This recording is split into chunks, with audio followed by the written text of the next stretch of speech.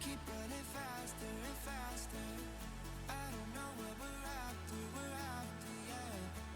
We keep up with disaster, disaster. I'm thinking that they're after me. We're running like faster and faster.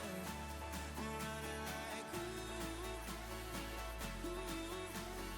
faster and faster.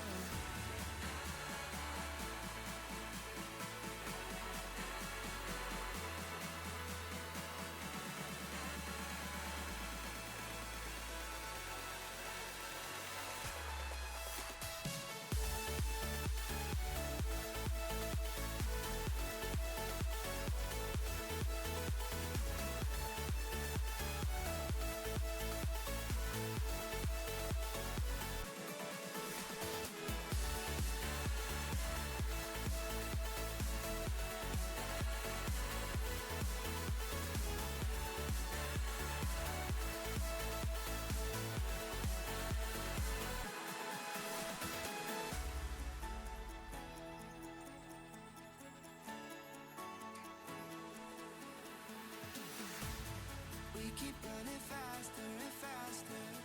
I don't know what we're after, yeah. We keep up with disaster, disaster. I'm thinking that they're after me. We're running like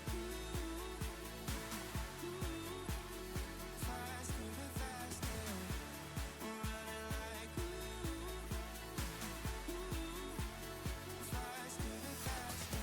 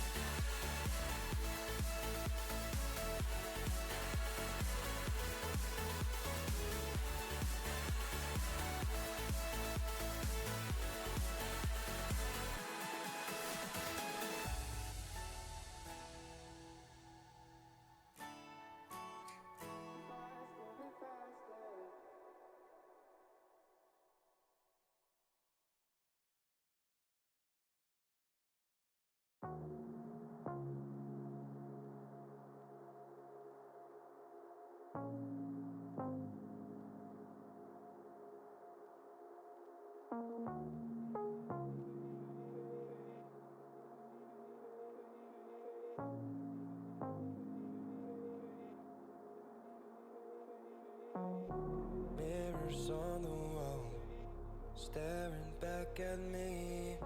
Stranger in the hall, frozen by the scene. Portraits seem to fade, he lost his centerpiece. Can't recall his face, I hope he'll rest in peace. Haunted by my mind, victim or the prey. Everything is fine, take me to my grave. Bury me alive, keeping me astray. Hard to say goodbye to who I am today. Everything is fine, take me to my grave.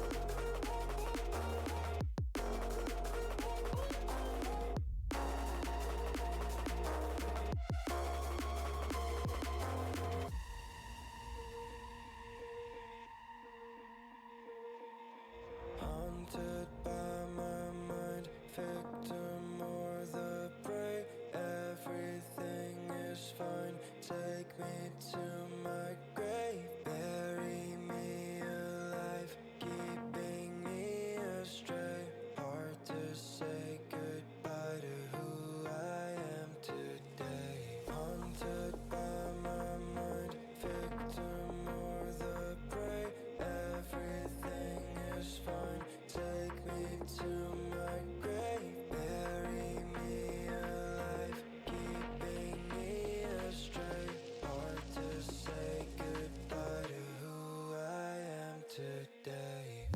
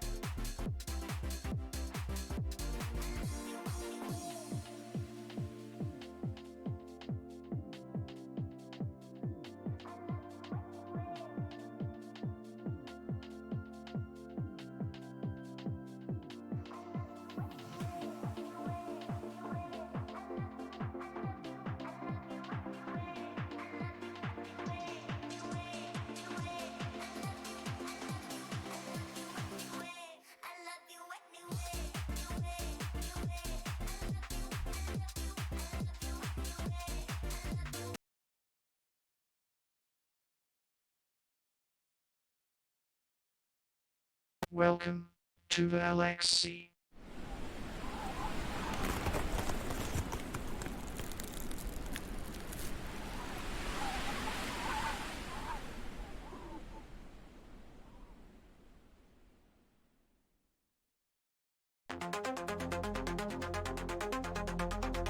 Down in the rift again, where champions ascend.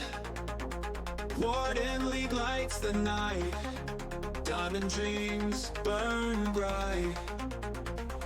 Tournament's heart beats fast, LXC is here at last.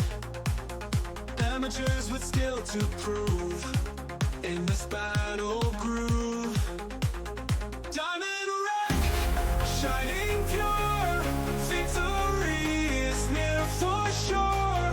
In the LXC we'll soar, rising up we'll take the floor. Strategies and tactics play, skill and teamwork pave the way. Ward the brush, control the lane, in this wild domain. When the pressure makes us break, diamond hearts refuse to shake. League of Legends in our veins, feel the rush, embrace the gains. Diamond wreck,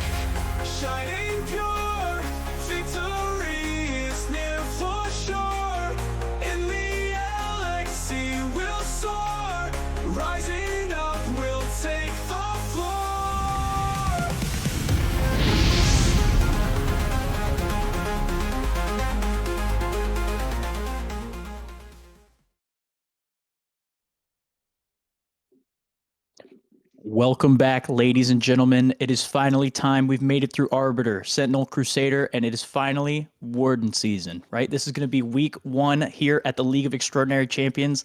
I'm excited to be here. I'm Badger. I'm going to be the play-by-play tonight. And once again, I'm joined by the color Crusader. That is Righteous. There you Righteous, go. how's it going? I'm doing good. I'm excited. Warden is always fun to watch. New season, first week. So, I mean, let's see what these teams got. You know, it's new season and it's also patch day, right? It Patch is, day. I think, season 15, like 0.2 or something.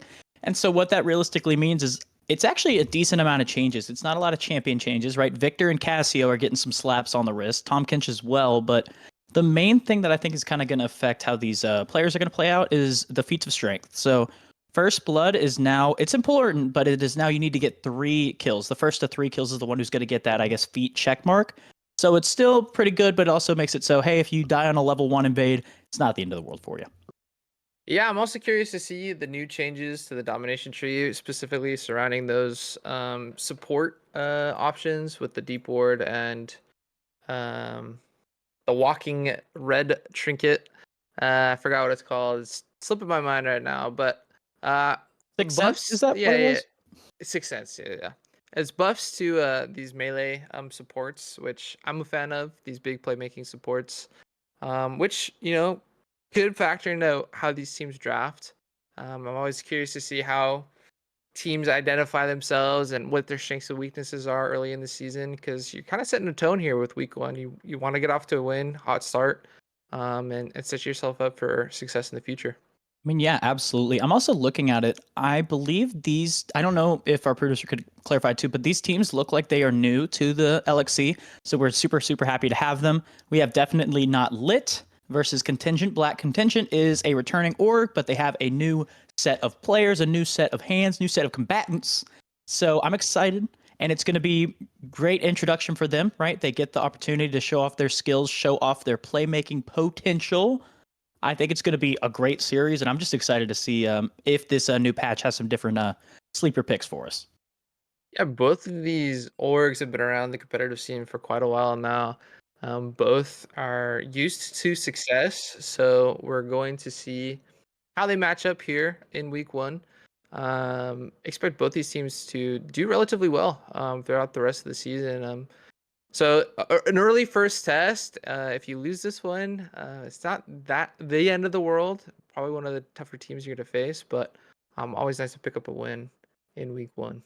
I mean, for sure, right? You always want to win, and we'll have to see if this draft is going to be the key to these teams' success as we are finally getting into it with Mr. Yi. Master Yi is the first ban. Source Walker, the jungler for Contingent Black, is a very, very big fan of the champion. And with those sneaky buffs that he got, I think it's honestly, it seems weird, but I think it's a fair ban. Yeah, Contingent Esports banning away the Victor, not dissuaded by the scaling nerf that he got. Definitely still a good champion, so gonna go ahead and take that one away. And Bessa gonna be banned away by definitely not Lit. So lots of these power picks coupled with that, pocket pip Master Yi coming off the board early. And I mean, other than I guess the Scorpion that's about to get locked, I mean, that champ is going to be dominant until he's basically reworked for a basically 4th time now. But looking at a lot of flex options, right? You got the Victor, that Mbessa, and hopefully it is that Corki that's going to be joining it, right? The flexes are the key to getting rid of, right? And I think right now, the meta right now has been either Wukong. I don't know if he actually got any indirect nerfs on this patch. It's Wukong Misfortune that are usually what we see is that B1 currently. And it looks like Monkey Man's coming to play. Yeah, Wukong, definitely a strong team fighter. Takes a little bit to get going. Wants to get that level 6 or first item.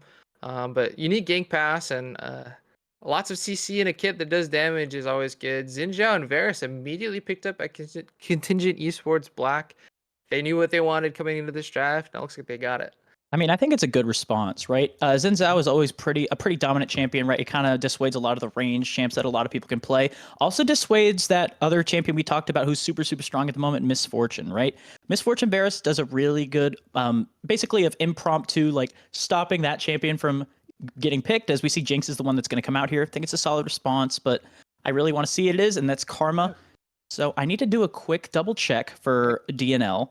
Karma's definitely a flex pick for Mhm. DNL, at least in this draft, right? Karma Buffing up the Wukong for the mid lane is always a scary potential, but it's performing so well in the support role as well that if you're continuing esports, you can't just slot that in as support. Gotta leave it open as a flex and ban accordingly. I'm curious to see what their last ban or last pick here is gonna be for phase one. It's gonna be Ends up being Renata. that Renata, which is a good pick. Also, another note is Epitome. The I think mid laner for Contingent Black is a big Karma mid player.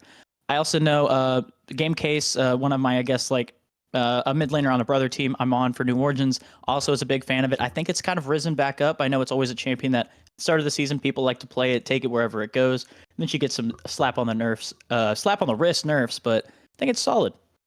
Yeah, and it looks like Contingent Esports Black maybe wants to siphon that karma to make sure that it's actually going to go mid, taking away the strong team fight combo. The Oriana Wukong not going to be able to happen this go around. Galio banned away, but definitely not lit. Don't want to enable these junglers. So lots of jungle presence in this draft. Yeah, for sure. I'm a little surprised that Galio was the ban. I honestly would think that Karma at least has the opportunity to kind of like bully out a Galio. Kind of, she has that opportunity to tether with her W with the mantra Qs. But still, over on the other side, we're kind of seeing these standard mid bans, right? The Ori, Ari, my go-tos for the past like year at this point, right? Those are getting taken away pretty solid. But over on the other side, we talked about it, the Colossus, that is Galio, and then Aurora. Aurora, I think, has kind of been slept on the patch a little bit. She, I think, in some like major leagues is being B1'd. Just because she is relatively safe. She does a good amount of damage. So I think it's solid bans overall for both teams. Yeah, and it's still a flex pick. If you're Contingent Esports Black, looking to pick something that doesn't give a lot of info, that would be the Aurora, sorry. So definitely taken away there. It's gonna be Vel'Koz as a potential answer to the Karma. Um, Interesting. yeah, not a lane matchup you see very often. If indeed it is the Karma mid, definitely exciting to see. Unique interactions that go on in that lane. hmm I mean, it's a unique pick for sure. It does seem to be, it actually is Epitomy's most played champion. So Mhm. I would say, hey, if anybody's comfortable to play this champion, it's going to be Epitome, right? I think it has a little bit of scariness playing into the potential Wukong. Now we see Hui is going to be the counter. I actually think it's an okay matchup. You're kind of just handshaking it. Because, like, realistically, Vel'Koz has the ability to outrange, and, like, these people are just going to be trading back and forth on the waves, so maybe not a whole lot of action in mid. You can out range. You definitely have a little bit of sustain with that W by Hui, and then a sneaky little counter. Vel'Koz has a hard time ulting if Hui's on his screen, Oh, right? Because it's right. just an EE combo to take away that ult. So big good pickup, good response, but definitely not lit. And then Maokai is gonna be that last ban. Expecting it to go top lane. There could be some shenanigans. Wukong top. I mean, hey, Don't Karma think so. top. Yeah, true. Karma top, True. right? That's technically it is Wukong an mid. option. They'll kind of decide. I think the Karma, technically all three of those champs could go wherever Yeah. they want, but like with what I'm expecting, I think they're probably just going to send that Maokai top lane, and the Ornn R5 Ornn is the response. I think it helps enable this team pretty well. It's solid, and like I don't know, both of these drafts they don't have a sore thumb that really sticks out to me, to be honest. Sometimes like when I'm drafting or I guess casting some of these other leagues, I always see a champion that sticks out, but it's kind of just clean drafting overall. I don't really have a side that I'm leaning towards. Yeah, I'm a little bit scared for definitely not Lit's early game between the Jinx, Wukong, and Hui, and even the Maokai. You definitely want to get to that mid to late game mark until you really start feeling the effects of this comp. Looking at TG Esports Black, maybe a little bit more agency in the early game with that Xin Zhao. Xin Zhao is a champion that doesn't need a lot to get going. Has good setup in all three of his lanes as well, so we'll have to see how active and aggressive the Xin Zhao can be for the early parts of this game. But I agree. I think both these comps have pretty clear themes and identities, good responses on both sides, and I wouldn't really necessarily favor one over the other if the game goes, 30, 35 minutes. I mean, these teams, like, we're kind of at that upper level, right? Warden is the top of our, like, food chain, basically, for LXC. I think if we are going to see how these team comps play out in a vacuum, that is most likely going to be happening here. I'm excited to see where these playmakers are going to be. I think the Vel'Koz is that pick that stands out the most. I think if that champion is piloted well, if it is given the opportunity to pop off, he is going to pop off on it, right? I think you got to be a little cautious, right? Wukong and Hui can kind of disrupt it, like you were saying a little bit earlier. But I think if Vel'Koz gets the opportunity, he's not put under too much heavy pressure, that champion is going to blast and blast away. Yeah, Contingent Esports has great like choke control on the map. You definitely want to be funneled into this comp. The Ornult over the Vel'Koz with Renata, Xinjiao and Varus just adding damage on top of that. Looking on the flip side though, definitely not lit. Definitely has a lot of agency in their comp in terms of how this Wukong could approach the game. Skirmish heavy maybe might be favored by them, getting Jinx resets or even just looking for picks with the Wei or Maokai. A shade of 5v5 front to back, battle lines drawn. I would say maybe goes the way of Contingent Esports Black. There's just a lot of setup that has to happen to really enable this Vel'Koz to go. It is there with the Ornn and the Renata. It's just gonna be a matter of if they can pull it off. Yeah. I mean, I'm going to be, I guess, the devil's advocate counter here. I do think, I know I talk highly of the Vel'Koz here. I think if Jinx does get away with murder, right, she can get those resets off. It can be scary. Mhm. I was gonna say DNL, but now the more that I think about it, the more I think about the comp on Contingent Black side. It's kind of showing up for me more that I kind of agree with you, right? I think Zinzao has a lot of value here. I also think Renata, if she's able to get that ultimate off onto the Jinx, just that team is getting shredded to pieces. So I'm gonna go back on what I was gonna say, and I think for this game, I'm gonna predict potentially Contingent Black. Yeah, I'll go definitely not lit because I was talking up the Vel'Koz. I see what they're trying to do with their comp. I'm just worried if they go even into the later stages of the game, definitely not lit in my eyes is favored. So it's really going to be up to Xin Zhao and the rest of this team to get ahead early. Otherwise, I think it's going to be DNL, and that's who I'm going to go with. I think, did I mess up and get these teams switched? No, wait, no. Contingent is red, correct? Yeah. Ah, well, I am still going with red. We'll have to see though. As I think we're gonna take a second, right? We're gonna come back for spectator delay, and we'll be right back with hopefully a banger game one.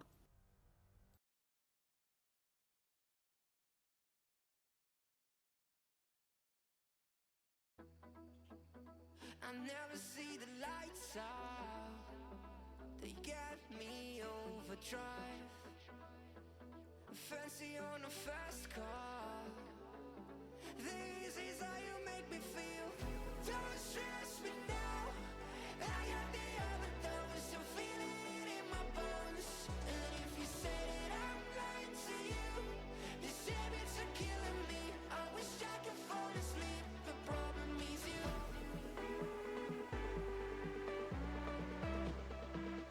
Oh, I got the overdose. Oh, you are my overdose.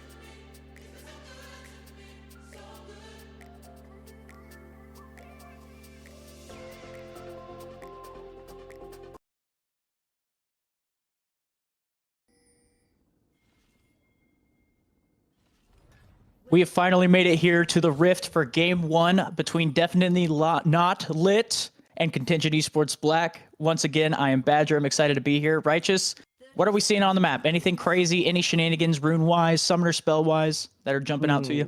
Nothing crazy. I do like Panda's adaptation to go the green tree.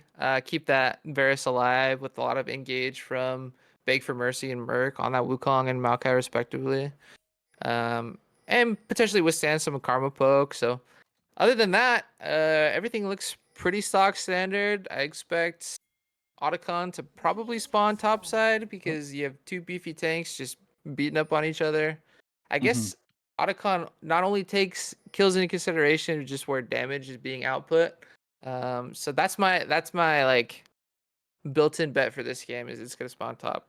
Yeah, I think that honestly is a good thing to say. I always call it, right, when two tanks are playing, they are money laundering just with their grass procs, right? They are saying, hey, I'm going to keep clobbering at you. So when we show up in these team fights, we are going to be problems. But just looking at how these jungles are starting their pathing here, it's actually going to be reverse clears. So Wukong is going to be pathing down, trying to impact that Jinx Karma lane. But on the flip side, it looks like Zen's pathing up, which I'm kind of surprised by. I think he's wanting to get some action done onto that Maokai, but I don't know. I think it's not so surprising. Ornn's a kind of like a pseudo tank killer, right, with that W. So if you can get the Ornn ahead, Maokai is really gonna struggle into that lane.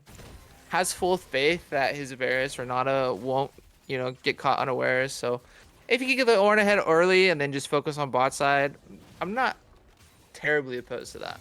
Yeah, as we do see the level 2 has been hit. This handshake does land, forcing out the flash on Fire Strike there. It's enough as we see the arrows charging up, trying to get enough damage off. That is a really, really good trade for the bot lane of Contingent Black, which is good. And it just feels like right now, looking at the way these lane states have ended up going, it seems like right now Contingent Black, the solo lane is you're all getting the push in. They're getting that early CS lead. It's right where they want to be. Yeah, you have 3 pushing lanes for Xin Zhao. So if I'm the Wukong, I'm a little bit worried about how the Xin Zhao is going to approach the next clear. Once you have 3 pushing lanes, you feel like you can do whatever you want as we see some trades back and forth in the mid lane. But I expect Source Walker to call for maybe some pressure for some invades here in about, a minute. I mean, honestly, I said these people are just going to ignore each other, but it has been a lot more action mid than I thought, right? Kind of just contesting over this wave, trying to get priority. And it's been a pretty intense matchup, as I thought there might have been a little bit more in the tank. And I'm not as familiar with Vel'Koz as I am champs like Ori, but that champion, he kind of surprisingly just does a lot of damage. Beg for Mercy is not having fun. He has to be careful. He's got to be super careful here. As we see the E comes out, forcing out the flash. And that is a really, really good trade for Ren. Ren's in a decent spot. The wave slow pushing back into him. If I'm the jungler here, I'm probably expecting to hear a lot from my top laner because right now, Beg for Mercy, he might be having to do that, to be honest. And unless Merc is telling him that Source Walker is going to be topside, he has to be careful. He's going to TP to try to salvage his wave state. Source Walker's on this top scuttle, and so it's an easy gank. A Maokai without flash, it's as easy as chopping down a tree. The ward. Oh wait, if I am sitting here, I'm expecting Source to stop his base here, but he's not, dude. I think that actually was the opportunity there. Source Walker just walks up, make this Maokai have the worst time. But I mean, honestly, might have been a missed opportunity. Might have been they just wanted to go for the tempo play, which is fair. As we do see, one thing that was overlooked is Vel'Koz was the first to TP in the mid wave. Hui is trying to get the priority here, but it looks like Vel has control, is going to be able to get the value out. And it looks like Epitome, he's trying to spot, see if he can get that cheeky second knock on the Q. Didn't get it. But what that does mean is there's bot and mid pushing for an early dragon shake. Oh, really good trade there. I mean, every time I cut down bot with this camera, it just feels like there is always this karma is getting thrown into the mud, right? Getting thrown back in, getting a lot of arrows to the face. It's just been really well played this bot lane. Yeah, Vel'Koz got another back off as well. I expect Dragon's going to be the play for Source Walker and crew, but I don't know. Maybe he's pathing up towards top again. We'll have to see. I know a lot of, LCK and all these, pro leagues have put up big emphasis on securing early grubs just because the pace of the game is a little bit quicker right now. Once you get those early grubs, they do count towards the feats of strength, give you some pushing power. So maybe that's what they're playing for. We'll have to see. I mean, it looks like Source Walker for sure is pathing up towards that top side, but now cutting over at mid lane as well. We've seen a little bit of aggressive trading.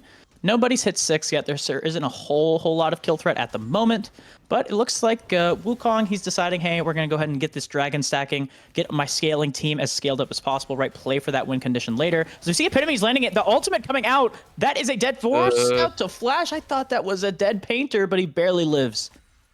Yeah, that was just one knockup away from being a dead painter. It does burn the Flash, and Alucard feeling the effects of this Vel'Koz. Interesting that the Epitome most played champ is let through here in week 1. Got to be questioning that potentially. I mean, you got to be questioning it. You also got to be questioning if you are the whole roster of definitely not lit. This is the counter pick option here. Hui was the answer into the Vel'Koz, right? And we're seeing that right now, Epitome has had absolute control over this lane, right? Forcing out the early TPs, forcing out the plays that they want, right? He's up a good amount of farm, right? Almost 15 CS. That's a decent amount of gold, especially this early in the game. You could say this Vel'Koz pick has been the epitome of success. You know, I don't think we're gonna. It's too early to be doing puns here, Righteous. But on the other side, we see that Sourcewalker, he was able to pick up all of those grubs, but it looks like maybe he's positioning aggressively, looking to set up the dive onto Beg for Mercy here. Hopefully that control word is going to be enough to save him, as looks like he's just going to be basing, looking to see if the Wukong is in the area, but nothing this time. Do you think this Maokai is begging for mercy into this Ornn? I do, actually. I think, but Zinger, but like, you know, it's tough, right? I'm sitting here and I'm just like, he's only down 8 farm, so it's not the end of the world. But like, I feel like it's not awful, but Ornn gets a lot of value as the game goes on, right? I think you get those ornaments. Look at this. Okay, so Ornn's walking mid because he had the tempo back. I wonder if he's just going to set up an ult for Epitome to follow over the top. Think so, but I mean, I think that play is good in a vacuum. Unfortunately, yeah. St. Alucard and Merc were just on that reset timer. What is this? Ornn is gonna be spotted out by some wards. He's spotted there, yeah. I mean, he's kind of just looking for some shenanigans, looking to cause some commotion on the Rift. Yeah, there's nothing there. He's gonna mosey back on top lane. You know, I'm not, super opposed to that because he does have the TP advantage. Could have looked for a play and then TP'd back up top. So, nice proactivity by Ren there. Proactivity indeed, as we do see the handshake is landed as they have dinged 6. At least the Renata has it. I'm expecting. There it is. The all-out is going, but the good cleanse there from Buckeye's trying to buy enough time. The force, the flash, it's enough. He's rooted though. He takes 2 stacks of damage. It's going to be tough. He's unstoppable. He gets it, and it's not enough. Firestreak is able to pick up the return kill. As we see the rest of flash forward there from Epitome. He's got to be careful if he dodges that second Q.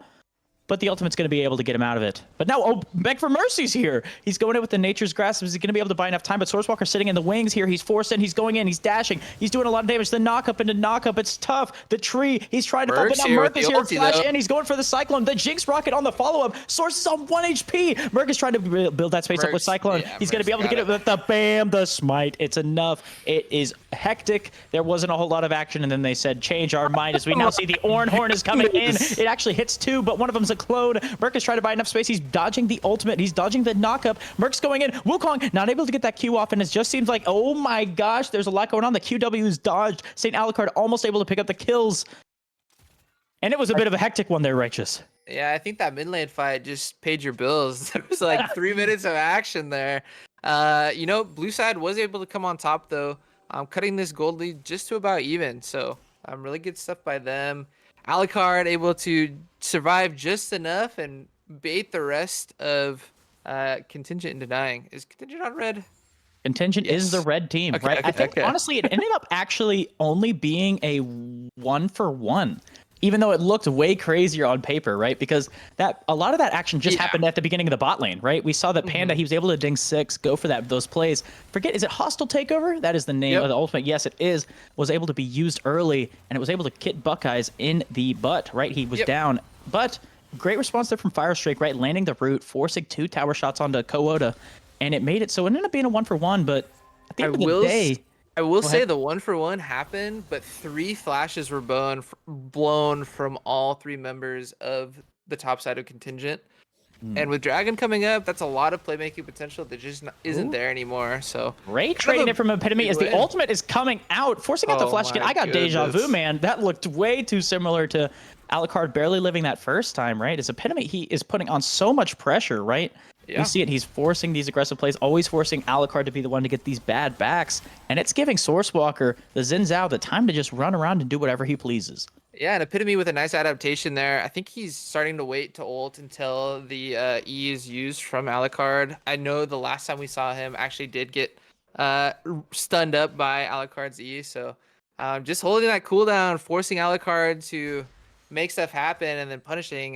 This Vel'Koz pick is looking mighty fine. It is looking mighty fine, and I gotta ask, Righteous, off the top of your head, without hovering over it like I just did, what is the name of the Vel'Koz ulti? Death Ray. You know, you were basically on the money. It is Life Form Disintegration Ray. So we're just going to call it, should we just call it Big Beam or like Death Beam? Because I don't think I'm going to be able to say all 4 of those words at once. It's a little tough, but what really matters is it looks like the dragon was picked up for the side of Contingent Black. So maybe that will give them enough time to be using those Life Form Disintegration Rays. Who knows? Yeah, and it's a good takeaway.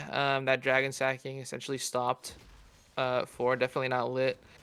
A team that does scale, but it just seems to be struggling. The Wukong is coming in with the W here, forcing out the Cyclone. The knockup does miss from Epitome, though. He gets the second knockup, but the Spiraling Despair from Hui misses. It's still enough, though, to get the kill, as Wukong's able to pick himself up one, and he's got himself a nice little 150 gold bounty there. Got himself a nice 150 gold bounty, but he also has gotten... but we might be seeing a tree who's going to be falling next, as it's just enough. That was just an R into a clap, right? That wasn't even close. As I'm just wondering what those trades were that got Ren into the spot he is, but hey, that counter pick's paying off for him.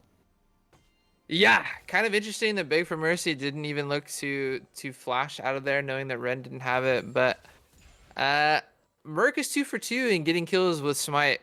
Just a fun little stat there. He definitely knows how to use that objective secure. So are we saying that every other kill he gets is going to be with a Smite steal? Does this set him up for success? If he's getting these Smite steals on his kills, how's he stealing the objectives? I think it's every kill he's going to get is going to be the one, right? Yeah, true. Nice little trade by Kuota. He's got the fire streaks, but we see the ultimate coming out. The arrow. Oh my gosh. Wait, he absolutely just got obliterated there. I didn't even think it was going to be that bad, but Kawakata is on the move. He is continuing to fight. I don't think that's how you pronounce the guy's name. Quota. Oh, like quota, like the status quota. Yeah. The status quota was... I don't think Fire Streaks knew that Buckeyes was going to get popped there either, because the heal was in the pocket, just wasn't used. The heal... I honestly was a little surprised by how much damage the Quota did that early, right? I think Varus does already have his Gensus, but we'll have to worry about that later, as we do see the junglers are throwing fisticuffs. They're fighting it out, but the Ornn is here first. As we see Epitome is trying to get into the fight, but we see that the EW lands, forcing out the passive, as it looks like it's just going to be some fighting over territory, as both sides, they say, hey, we don't want to keep this going. But the control word is placed as Beg for Mercy is kind of hanging out, trying to look to see if they can maybe go for the Scuttle Crab. They're wanting to fight over it here, as we see the Smite went over to Merc. Yeah. This guy is kind of a Smite abuser. He is getting it done with this Summoner spell. That means the Smite might be coming just off cooldown when the next... Oh, no, next set of grubs were already taken. Okay, so neutrals were traded both times, so no voidlings for this game. No little guys. But it does mean that I think the objectives for the feats of strength is tied 2 for 2. So this next, whether it be the next... Who got the kill one? The kill one? Oh gosh, who? I think it was definitely not lit. 3-3 right now. I think it was DNL. I'm almost positive, because it was Quota who got the most recent kill. No, it was Rin. It was Rin who got the most recent kill. So it's still, regardless, I think it is definitely not lit who has the advantage there. I think the other contingent is first tower. That's nice epic, huh? Yeah, but on the other side, the towers aren't looking super punished.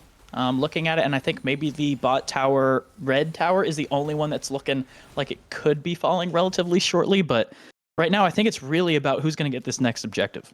Ooh, Kuota and Panda are looking to be aggressive, but Wukong is on his Krugs, can respond a little bit more quickly than the Xin Zhao, as we see Ren just... I mean, I think fire just beats wood, right? That's the reason behind this matchup. There is a lot of clobbering that happens every time we look up top, right? But the Ornn has gotten a lot more value than you would expect. Look at him hovering around that blast cone. He doesn't know, Beg for Mercy at least, does not know where this Ornn is, but he's going in for this aggressive play. Wall. He actually has the wall. You're right, he's going in, he gets the Brittle Stock. I think that we're going to be seeing, the pillar of your own demise, right? He set it up for success, and it ended up cutting him in the butt. But it ended up being okay. He's just going to go back. He said, hey, I can at least get items, so that's at least something, right? Yeah, it doesn't have to back, can put massive amount of pressure on this top side, but Dragon is the next focus because I do believe if Definitely Not Lit secures this Dragon, they do get the feats for themselves, as Big for Mercy needs to be careful here. Beg for Mercy is in Nice definitely little need of some CC. hands. And you see the flash comes out for Oh. Rin. You know, I keep cutting away, expecting them to not be fighting as Rin keeps it going constantly. You know, what the heck, Righteous? Why is it just, you gotta let me know sooner, boss? Obviously, I'll know for next time, as we see that Super Mega Death Rocket is a Legends Never Die, Yeah. as it's not gonna hit anything. But still, we also gotta look at it. I was so distracted by the fact that I'm looking at Vel'Koz, the boot option is Swifties, which I think is actually pretty smart, looking at the fact that Vel'Koz is gonna be doing a lot of true damage in these fights, but I think it's something that not a lot of people are doing. Yeah, just some maneuverability around this Wukong and Maokai. Ren down here first because he did get the kill. But we No just- ultimate for him though. Maokai The does have the Source ultimate Walker is available. going into on the jungles. They're going to be fighting it out. It's a massive knockup into this death laser here. It is so much damage. The ultimate from Renata, the hostile takeover, did a lot of damage. He put in a lot of work, forcing the two members of Definitely Not Lit to be in the grave. And it ends up being the dragon and the Feat of Strength stack over to Contingent Black. Not to toot my own horn, but I did say chokes were going to be very scary for Definitely Not Lit. And lo and behold, the Vel'Koz ult over that hostile takeover did damage. It was indeed a brawling. It was a lot of damage, and it was a lot of pain that was delivered by the Squid Man, right? As it looks like, even though they got those feats of strength, I thought they were going to be going up to grab Shelly. They decide, hey, we're going to take a tempo base all as a team. It's looking so synergized. It's looking so pretty over there. But right now, also just like the vision that was set up by Contingent Black, it was super solid, right? Looking down at that river in the bot lane, it basically looks like it's a checkerboard with it just the back and forth of all of those red wards, right? And it just ends up being that Definitely Not Lit. They weren't able to get that vision set up that they needed, and they had to play right into the trap that Contingent Black set. Yeah, and we were talking about how Contingent Black had to be the aggressors early to secure themselves a gold lead because Definitely Not Lit was the scaling comp. Looking at the gold lead right now, they're up 2K in the driver's seat, got those feats of strength that you were talking about.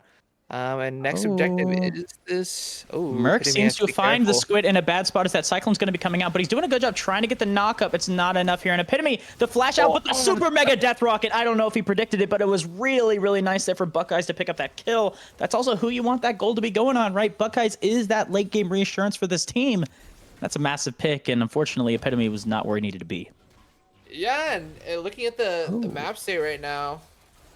Oh, As never we mind. see, We see a Source fight. Walker is going in here. The handshake was what enabled it here. We see the knockup is going to be set up. It's going to be Source Walker using the ultimate to buy enough time. Another spiraling despair miss. The Goat Horn is landing. Source Walker is doing a lot. He slays Fire Streak. Now St. Alucard is in the bad spot. Oh, my Nice flash goodness. handshake there. It's going to be tough. St. Alucard falls. The shutdown goes to Kawota. Right now it's between the two. It's a 2v2. Kawota's trying to fight back. He's doing a lot. He has the hostile takeover, but the shutdown was picked up there for Buckeyes. Wow. I mean, that ended up being all wins there for the side of Contingent Black, even with Squid falling.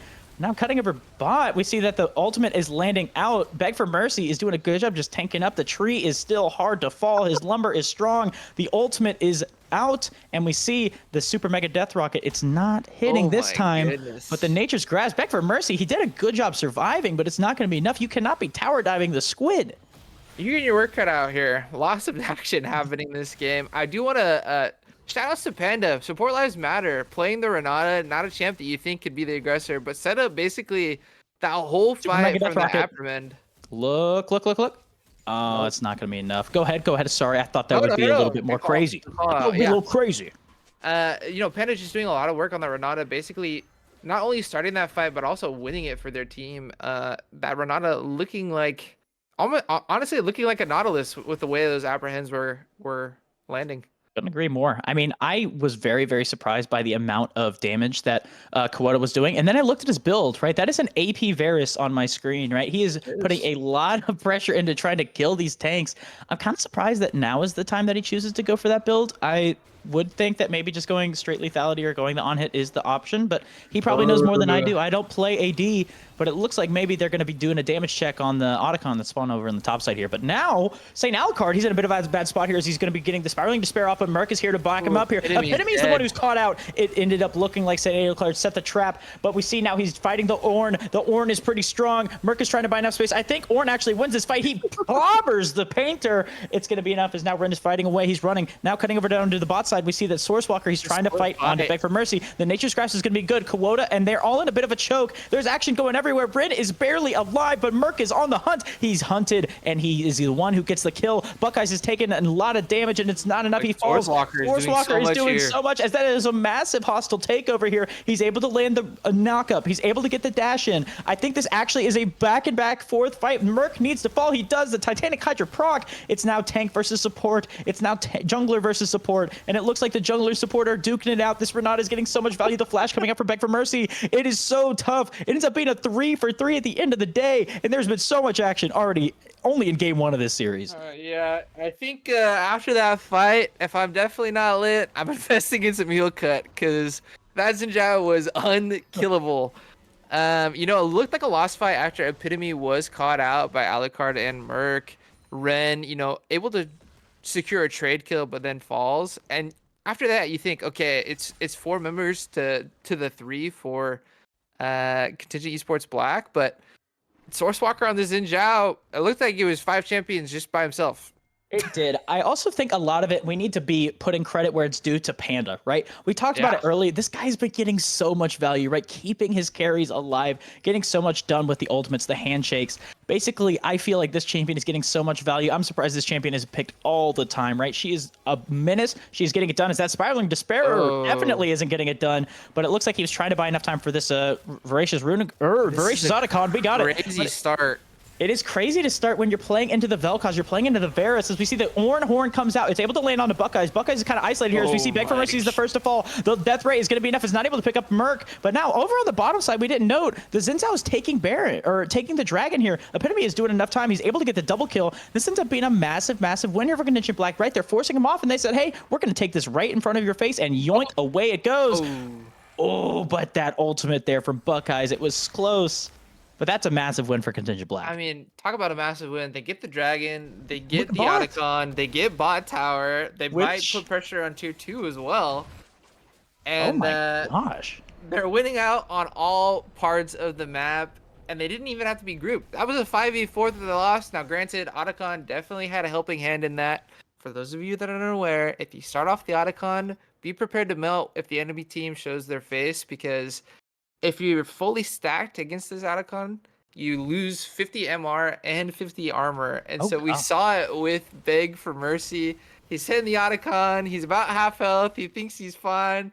Epitome combos him and he's dead.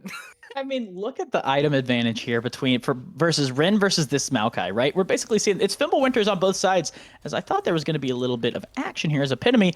You will say a lot of things about his Vel'Koz, but he's aggressive is for sure one of them, as he's now in a bad spot, but he does have that respawn. Yeah, he's got the respawn, so he's kind of just saying, hey, I'm going to wallet check you, see if I can get some action going. Sourcewalker there to unfortunately see his fallen enemy out, his brother, as the Vel'Koz. He's coming back into base. Basically, you kind of view it as like a tempo recall at this point, right? I'm like, hey, maybe I want to get back to base faster. I'll just go and die, right? So it's kind of fun as we're now seeing the teleport come out. He's trying to get back onto the map here, as it ends up looking like 5 members are all sieging mid, right? They have this opportunity, this kind of like, basically, I kind of call it a semi-Elder Dragon, right? Where you can kind of just forget about your macro. You can do what you please here, as they're going in with the Ornn Horn, trying to force out Fire Streak's flash, which they do. And even though there's the Maokai split pushing over on the bot side of the map, I think the tree is not who you want to be leading that charge. As 5 members are still here, they can look for these aggressive plays. As Epitome is going to keep poking them down. They're forced to back out, but I think you can keep going here, Righteous. Yeah, especially with the withdraw. I think they're just going to wait for the next wave. They could definitely dogpile to try to get damage, chip damage onto the Merc inhibitor is in a bit of a bad spot Merc. here as he's forced out and then oh my gosh, it's a 3-man knockup. He finds the engage. He's going in with the Bellows Breath. The Righteous, the hostile takeover is down. Merc falls. Panda is on a slaying streak. The Epitome, he does so much damage with the Life Disintegration Death Ray. They're doing a lot. Ren goes in. He's just throwing hands just for fun. So the Nature's Grasp is going to come out trying to get some value here. But you got to think, it's a 1v5. You are not the person to do it. You are a tree who's 0, 4, and 2. You got to be careful. it's Yeah, not enough.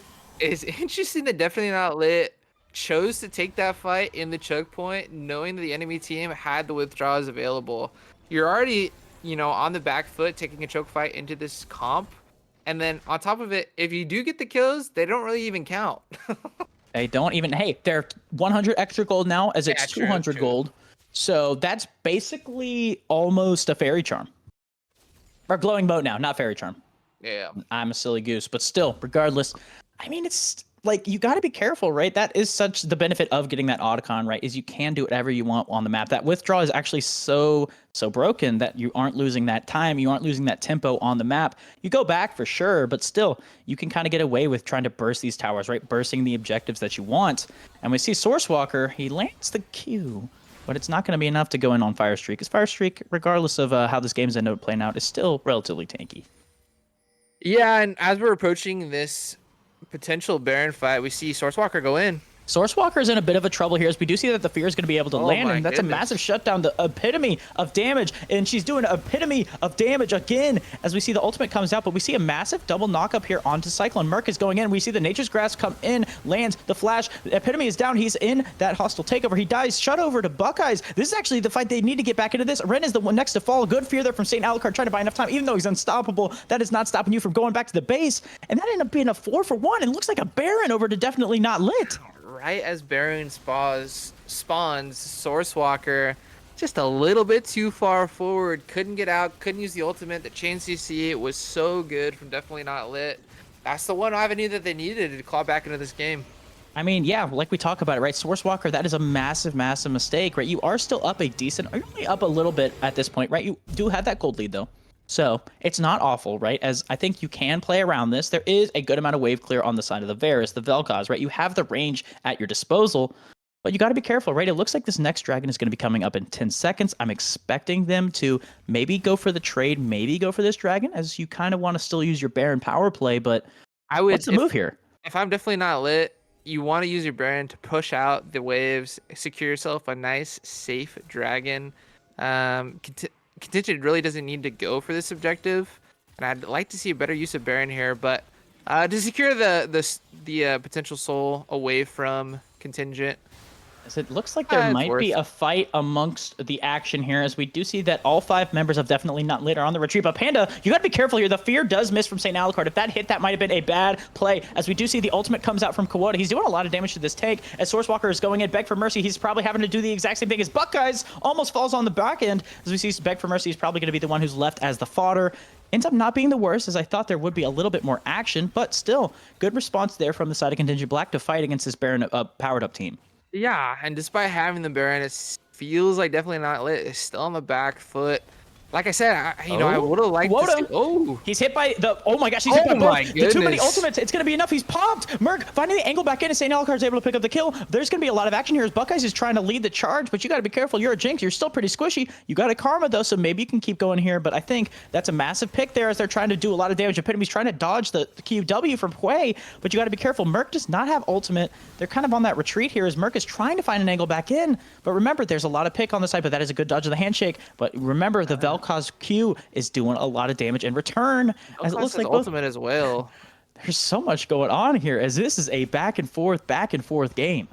Yeah, it's a back and forth game. I do want to point out that this Jinx is quietly about 2k up on this Varus now. So it really only takes one reset team fight for this Jinx to go wild. I mean, we saw it with the pick onto Sourcewalker before that Baron. And so, while Contingent Esport has been in the driver's seat pretty much the entirety of this game, we're getting to the point now where the scaling comp is coming alive. They have to be careful because one pick could lead to the end of the game.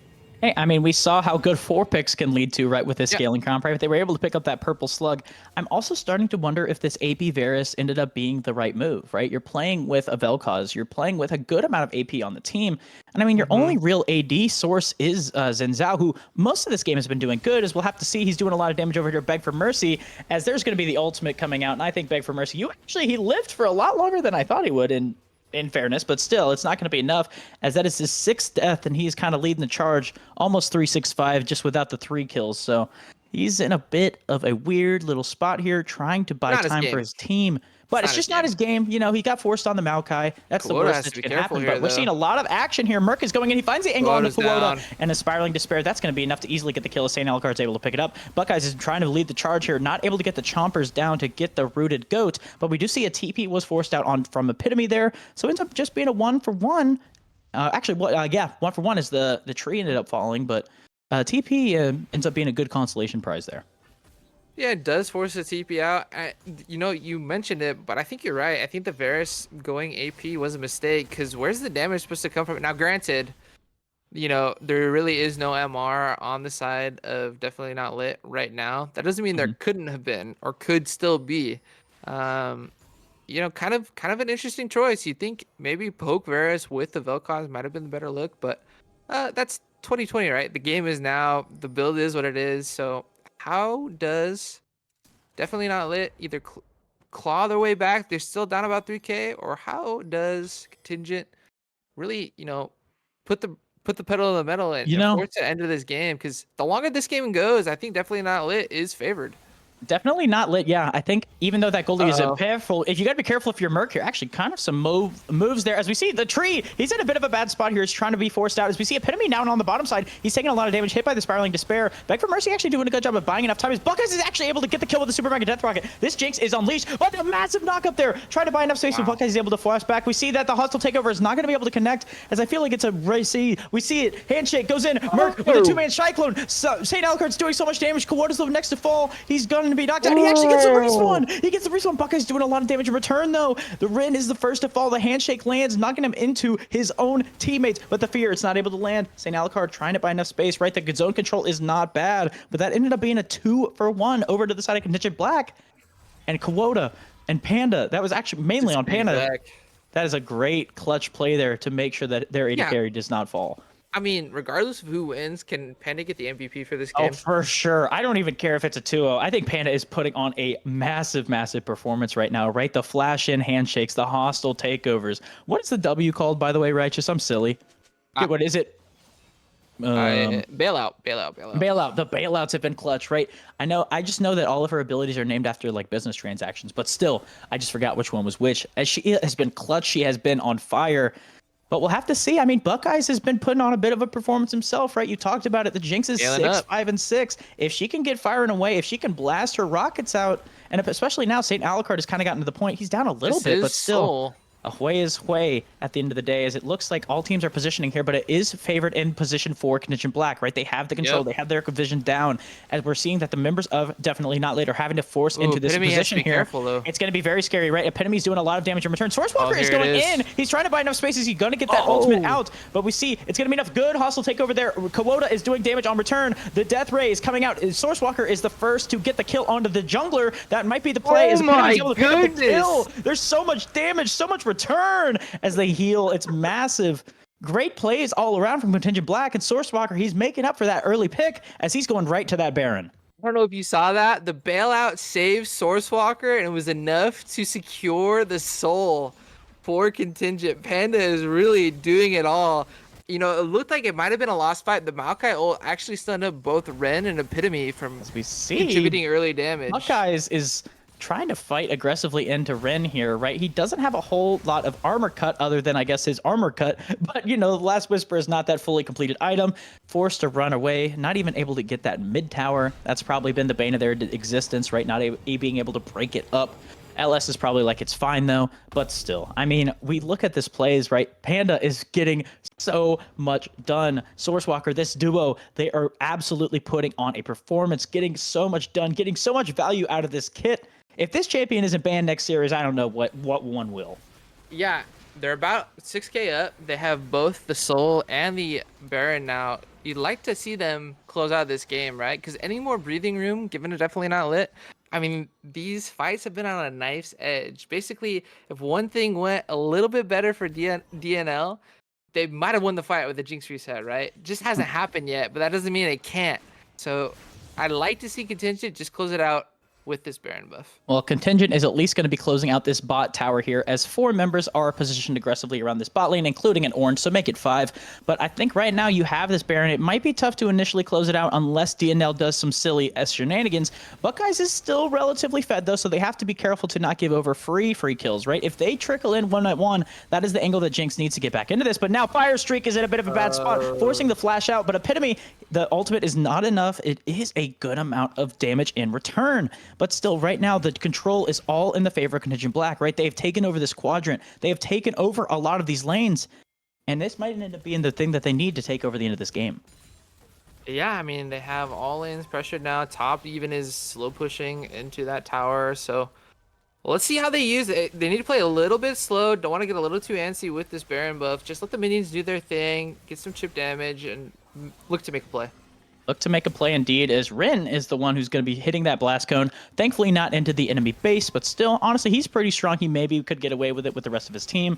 But right now, I'm just looking at the way these lanes are set up, and I mean, to be fair, the wave clear from the side of DNL is not bad, right? You have a Hui, you have a Jinx, who's going to be able to eat these waves, so you kind of got to rely on the Canyon minion to kind of get the job done, but I'm expecting them to kind of just play it slow, right? Don't get mid lane probably falls here with the Ornn pushing it in.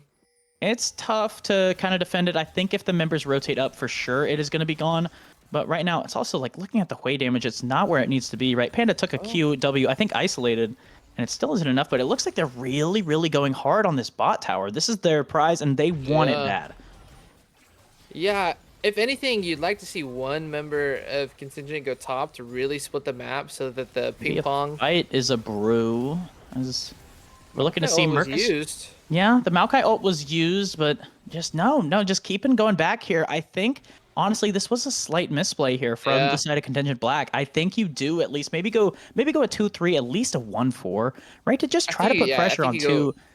I think you go 4-1 and have the 4 bounce between the the mid and the bot, have one up top, because it was just too easy to walk between both mid and bot and clear out that wave with that Hui and that Jinx like you were talking about. And I mean, you're just funneling gold in the carries, right? That 2k gold we were talking about earlier, that's no longer the case. It's almost 3k, right? So Jinx, if she gets these fights, right, she's almost at her 4. I guess she has 4 items already, right? Even though it is 4 items on Varus, that's kind of on hit AP Varus. Jinx is going to be throwing hands, right? I know Xin Zhao buys a lot of time with his ultimate, right? That I think it's the Crescent Guard, but like still, Jinx is really scary. If she takes over a fight, if she has enough space, enough people squeezing for her, this game is not over, Righteous. Oh, definitely not. Like, definitely not lit. As we do see, I thought that might have been the angle. Yeah, I thought Ornn was going to pull the trigger there, but he decided against it. As it's just been knife's edge. Yeah, like you say, it's just, I think both teams are a little bit scared to make these aggressive plays because they know the situation, right? They see that this Zinzal's they're just all grouping. They just want to pull the trigger, but not want to pull it first. It really is like, it's a delicate balance, but if fight has to break out around Elder. Fight, I think the Elder is going to be that ticking time bomb, right? It's almost a minute until it spawns. I think that probably will be the deciding factor in this game, right? Both teams know how important it is, especially with the long range comps from both sides, right? But I thought that handshake was going to be the death's door for the monkey, but this time he gets away. As we see, they're trying to build up some space, kind of like basically set up a wall. They have a slow push in bot, and they're just looking for prio mid to really give them control over this dragon. Coming up in 40 seconds. We already talked about how the approach is difficult for Definitely Not Lit once Contingent Esports controls the choke point. And it looks like that's still the case. So we'll have to see Beg for Mercy, really the only go button with that, Merc Cyclone Ultimate on the Wukong. I mean, yeah, I'm looking at the go buttons here, and I'm thinking, do I really want to pull the trigger? Do I actually want to go? This team is scary to play into, right? The Varus has such good disengage, the Vel'Koz, the Xin Zhao. It looks like Merc is the one who's trying to trade, but he has a Karma Shield as his backup, so it's not the end of the world. Source is taking a decent amount of damage. Yeah, it's tough.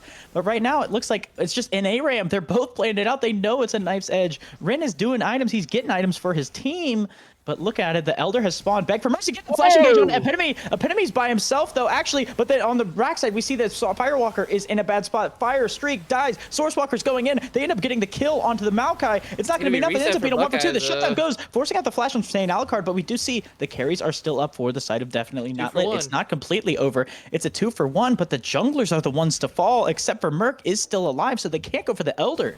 It ends up being that unfavorable trade kill-wise, but the people that died, it ends up actually favoring, I think, here, DNL. Yeah, buys a little bit of time before this Elder Dragon, but Alucard has to be careful. Kuota, despite being down in the Jinx, still does a ton of damage to squishies, right? Mm-hmm. So, I mean, yes, the jungler down, Sourcewalker is not going to be handshake up. lands. He's able to find the angle here. Merc is going in to try to salvage this play, but it's going to be tough as the Epitome comes out. He's doing a lot of damage. Kuota flashing forward aggressively. He's on a killing spree. That is the massive play that they need. Panda once again is coming in clutch. I mean, it's just, I keep saying it every time. Panda, Panda, Panda. They sound like I got broads in Atlanta. The way he just keeps going. He finds the angles that they continuously need, and it's going to be an Elder that's their prize. Yeah, Panda is really doing it all for their team, right? The playmaker, you see Xin Zhao, you see Ornn, you think, oh, they're gonna be the ones to go. Nah, it's Panda finding out. Spiraling Despair does land from St. Alucard, but he's got to be careful as there is an Ornhorn on his face, and Kerplop, that guy immediately falls. Ren doing a good job of trying to buy space. He can die if he wants, but the Elder is picked up by Vel'Koz. The hostile takeover trying to buy enough time. Is it's going to be enough? It's not, but still, it's a great play there from Contingent Black. I feel like it's just consistency all around. And that Elder might be what they need to kind of get that last nail in the coffin there. Yeah, I think they're just going to go take an uncontested Baron and then look to end. I hope that they learn from last push's mistake and use this Baron a little bit more effectively. Mm-hmm. I will say, though, I kind of respect the hustle from Mercy, right? He goes in for that really, really aggressive flash play onto Vel'Koz. He thought he had the angle, but Source doing a good job of buying enough time and buying enough space for his team to make it so the damage dealers of Definitely Not Lit could not get enough done. We see the ultimate come out, Super Mega Death Rocket. That Baron's a little too early. As you say, they're righteous, and it looks like they're trying to buy enough space, but Beg for Mercy, he's a split-pushing tree at this point, so I think that Baron is going uncontested over to the side of Contingent Black. And it's not too bad here. Yeah, and a smart rotation by Ornn to just stick with his team and say, look, if you're going to try to outpush the Baron up team, you're going to lose that fight. So I wonder if they're just going to try to force a fight under this tower and look for an end. I mean, I think that is what you got to do, right? Sometimes you look at it and you're like, we are up wallet, we are up objectives. We're sitting at basically an 11k gold lead. Sourcewalker, I'm expecting him to pull the triggers. We see Ren's going to be the one who leads it. We see the ultimate coming out from the Death Ray, as we see Vel'Koz doing a lot of damage, but we see Mercy is here. He gets the TP off. Sourcewalker is going in aggressively here. He hits the E. Sourcewalker, though, he's having to back up. He did have the bailout from Renata just in case, but they take that inhibitor. They're buying enough space to go in. But unfortunately for Contingent Black, they don't have any other waves. So they can't really continue this pressure, as Ren is the one who's taken some damage in return. The Fear barely misses. I thought it was going to land here, but Ren, he's tanky. He's got a Renata to bail him out, pun intended at this point. But, like, it's tough, right? You got to keep this Elder Dragon, so I think if you're Definitely Not Lit, you're not really looking for a fight. You're just looking to salvage as many structures as you can at this point. Merc, they seem to know that he's in the area, as the clone does take a brunt of the damage here, but that mid tower is going to be the one to fall. Inhibitor probably following suit here, as Kuota and Epitome have the bangs, they have the damage, they have the way to get in, as the Ornhorn is summoned. Alucard is not the one targeted, as it is Merc, but they're buying enough space, right? Buckeyes, he has the opportunity. There's a lot of damage in return here. The Ornn actually knocked himself in to do some damage to Epitome, forcing out the flash, as Merc is on the hunt. He's going for the plays. We do see the ultimate comes out. Kuota, great ulti there, forcing Merc barely on that edge. That Elder Drake almost popped, but thankfully Fire Streak was able to give him the heal that he needed. Oh my goodness gracious. Oh my goodness.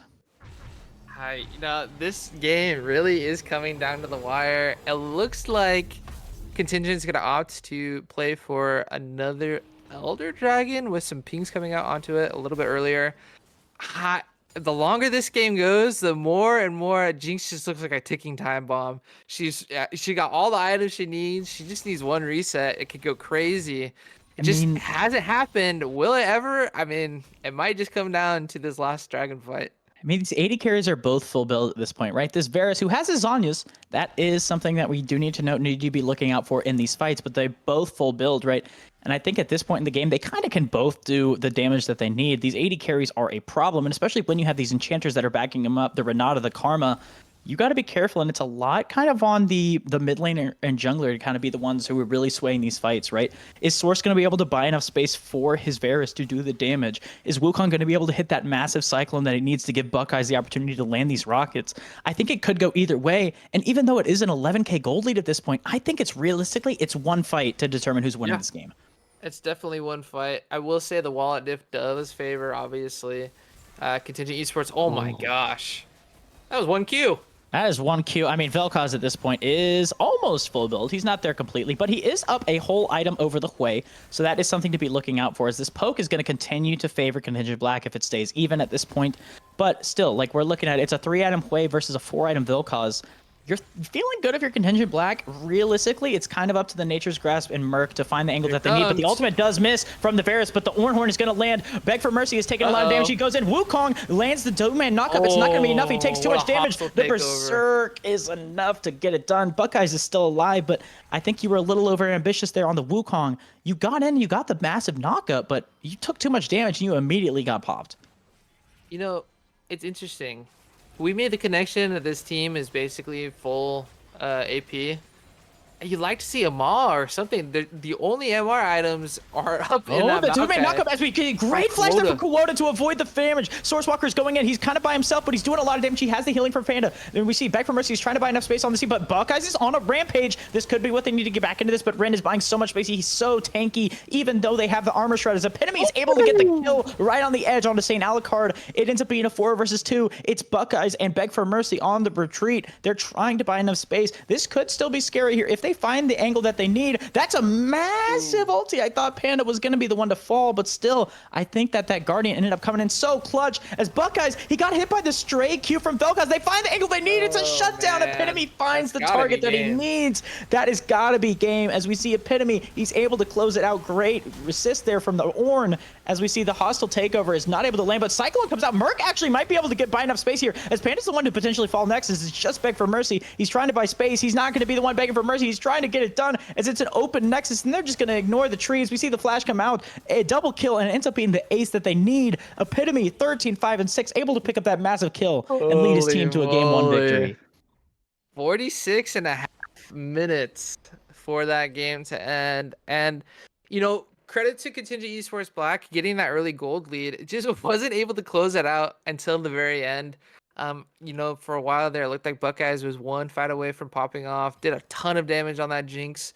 Epitome as well, leading the damage charts with that Vel'Koz. But, you know, if this is setting the tone for the series, I expect a back and forth, you know, full 3 games between these two teams. I mean, that game, yeah, like we said, even though it was that pretty massive goal lead at the end of the day, it still was a banger, right? We saw back and forth, right? We saw what might have been the glimmer of hope for Definitely Not Lit, right? We saw that Baron was taken on that Ford for basically 0, but still great job for Contingent Black, not kind of faltering when it was getting a little scary. They found the way to get back into it. They used Epitome's damage on that Vel'Koz to push their lead, continue to make it going, and right now, great showing from the mid laner of Contingent Black, and overall the whole members of Contingent Black.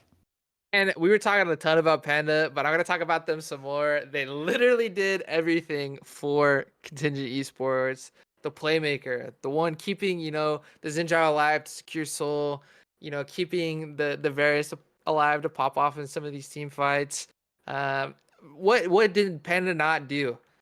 Maybe damage, I guess. But other than that, I mean, really was a do-it-all for Contingent Esports Black. The Renata looked so scary. I'm curious to see if it goes through in the next game. Obviously, drafts differ from one game to the next, but definitely looked like a very comfortable pick and a game changer for Contingent Esports.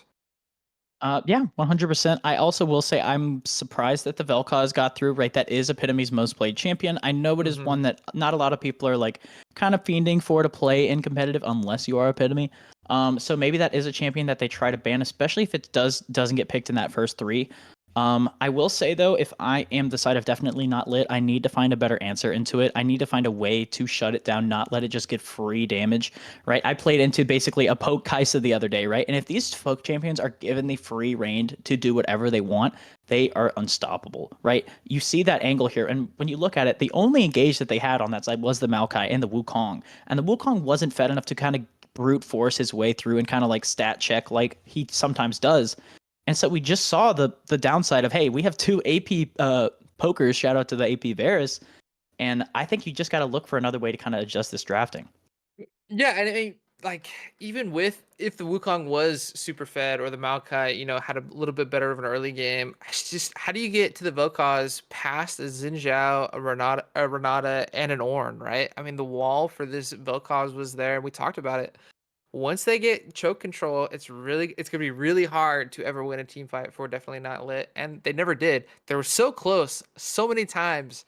It looked like the Jinx was, one kill away or one maneuver away from basically wiping the fight, but just didn't happen. And that's credit where credit is due. Contingent Esports knew what their team comp strengths lied, and they I guess, and they figured it out. And after 46 minutes, they did eventually put the nail in the coffin. But looks like for game two, um, Definitely Not Lit is gonna stay on blue. Interesting choice. So what do you think of that? I think that means that they still have faith in the Wukong to do a lot of pressure, right? The champion is still super, super strong. I think if you look at it, the first few picks, like the Wukong, Xin Zhao, Varus, I could expect those to stay the same, to be honest. I think you just have to adjust the later picks, especially if you are DNL playing into that contingent black roster.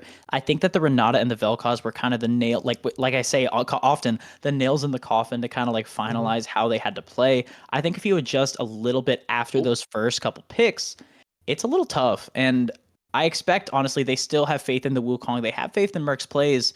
And I think that could be what they want to do here. Yeah, we will have to see. I mean, Wukong, got off to a really good start, was 2-0. It just honestly going back, it was a 46-minute game. There was a lot to go back through, but just from minute one, Contingent was able to put so much pressure in the individual lanes themselves that Xin Zhao could really do what they wanted. And I don't know if you're definitely not lit. Are you saying the Xin Zhao was a counter to the Wukong? Are you saying the Vel'Koz can't get let through? They might R3 it. Are you saying that the Ornn, is just we don't have an answer to it? We picked the blind Maokai and the Ornn still one-handedly. I don't know. There's so many questions that I have for definitely not lit. Going back on blue side, they got something cooking, that's for sure. They have something cooking. And I mean, you talked about it a tiny bit, but I do think if we are definitely not lit, we have to be trying to maybe find a way to give Beg for Mercy a bit of a better matchup, right? We saw Ren, he got that counter pick Ornn, which you usually don't hear counter pick Ornn a lot of the time, right? You kind of just use it Mhm. as like basically, hey, it's strong. We're in these team fights, we're okay to take it. But we saw him solo kill at least twice this Maokai, right? Getting a ton of value, getting that tank buster opportunity that you said you were talking about. And I saw it for sure, right? Maybe I missed it a couple times in the comments, but that doesn't matter. And I mean, still, regardless, I think if you're Beg for Mercy, you got to up your game, right? I think he ended 0, 10, and 7, something of that nature, right? He didn't have a ton of kills under his belt. And I think it is tough. Like, you got to find a way to get him involved, find ways to get him a better matchup so that he can actually have some leniency in these games. I don't know what they're gonna change, but they definitely gotta change something because that game was definitely not lit for DNL. I don't know. I'm turning into freak, I think, with all these puns. Yeah, I'm just saying, just that's like saying chai tea, right? Definitely not lit for definitely not lit. I mean, we talk about it, but like it was tough. I mean, there were those glimmers of hope, like you talk about it, right? Buckeyes is probably sitting here and he's like, "What the heck, team diff? I can't like I give me enough space. I can keep autoing if I want." But I mean, that unstoppable force that was the Ornn, right? Buying enough space, Source Walker with the Panda basically backing them up the entire time. It's still tough at the end of the day. So, like, I think there are angles for them to play this out. It's gonna be a banger series, regardless of if this series ends now or if it ends in a couple games. Your DNL, do you just ban the Master Yi, the Renata, and the Vel'Koz? I think it is an option. I honestly think because they banned last time they banned Ambessa and Jax. I think those are likely to be strong picks. If Ren looks to be a Jax player primarily, so maybe you keep that Jax ban. I think Ambessa, especially if Epitome is not a huge fan on it, you can let it through. There are a good amount of counters into it, as we'll have to see going into draft. As it looks like that Master Yi is for sure going to stay around. Yeah, I'm wondering if it's just gonna be the same exact bans. Ambessa banned away once again. Corky, Okay, Victor. Xin Zhao Okay. is the change for definitely not lit. I was wondering if they thought that's what made Wukong not as effective or as effective as it could be. Gonna be banned away, so we'll see if Contingent Esports just bans the Wukong in response. That would be a pretty smart move in my opinion. Otherwise, they probably have another answer into it. So I think it's actually super, super smart to ban the Xin Zhao, right? Because it now makes it so Misfortune is a lot stronger of a pick, right? The Xin Especially Zhao with the was going to be Wukong gone. blocking a lot of the champion, and Wukong is gone. I'm thinking about the big champions that are up. Victor also slid through those ban phases. So if definitely not lit, if St. Alucard kind of wants that safety that is Victor in this laning phase, right? And also that flexibility maybe with his 80 carry, right? Buckeyes did a lot of damage with it. I'm expecting either a Victor or Misfortune here. Maybe there's a champ that just jumps over my radar that I don't think about that's the pick. But of those Moo pretty two, sneaky strong right now.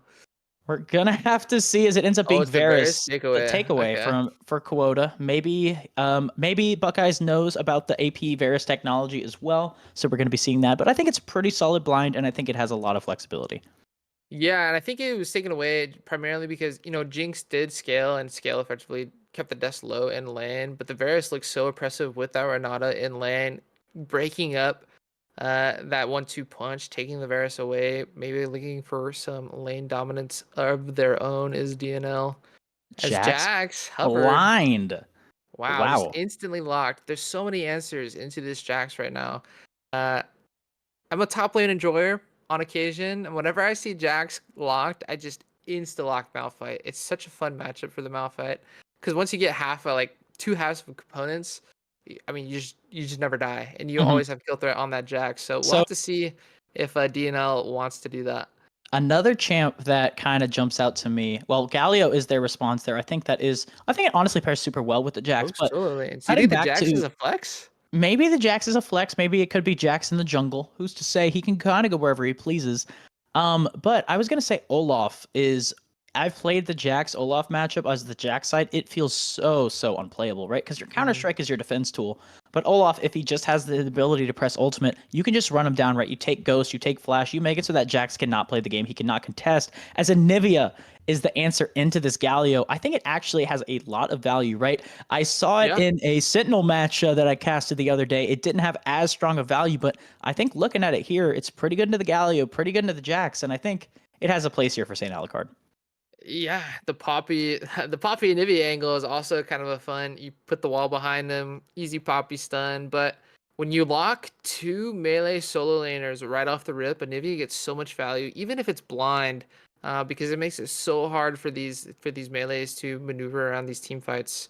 That being said, with the Jax, maybe you're not literally looking for a team fight. Instead, you're looking for great side lane pressure with that Galio. Lots of setup to punish somebody overextended on those sides. As Seraphine is going to be the lock for Contingent Esports Black. Poppy, of course, can be flags. My guess is it's going jungle, especially with that Seraphine lock. But who knows? Could be just what Varus needs to take over a lane. I mean, As take over a we lane indeed, right? I mean, yeah I think that there is the opportunity for Poppy to go in that support, like you said, but I do agree. I think jungle is most likely going to be that Poppy's home. I think Seraphine honestly has the opportunity as well to be filled into that AD carry position. She has that strength, and I mean, we talk about it here, right? That Renata is the ban that's coming out. yeah Shout out to the pressure. Actually, wait, it's Contingent yeah Esports it's Black who Contingent bans it. Yeah, banning it. never Yeah, mind. they They don't said, want to hey, face that exact same lane, is what they're saying. as I mean, honestly, it's still strong. And looking at it, we see that definitely not later going to ban out that Misfortune. It gets a ton of value with the Seraphine, as well as kind of the area control that the Galio and Jax provide. Especially when you're playing a Nivea, you kind of want to hold your ground. And Misfortune, those bullet times are going to make it so you absolutely cannot hold that ground. It's now cutting over. It's the Milio ban. That's being paired to potentially not give Varus the free lane. Yeah, just lots of lane bully supports banned away by Contingent Esports Black. I'm wondering if it's gonna be another AD ban for DNL. Both solo lanes have been, slaughtered in. You don't really need to ban away another jungler. I wouldn't say any of the power picks are still left on the board. Maybe something like a Kaisa. Oh, okay. There you Smolder. go. Smolder with the patch buff. He did get that adjustment now where I believe it is making it so crit is a little bit stronger on him, right? It synergizes with You can Infinity. use IE now. Yeah. Yeah, which is super nice to have. I think it is a little bit more of a fun build compared, but we see Nami locked in. Nami, So it is going to Seraphine, be bot.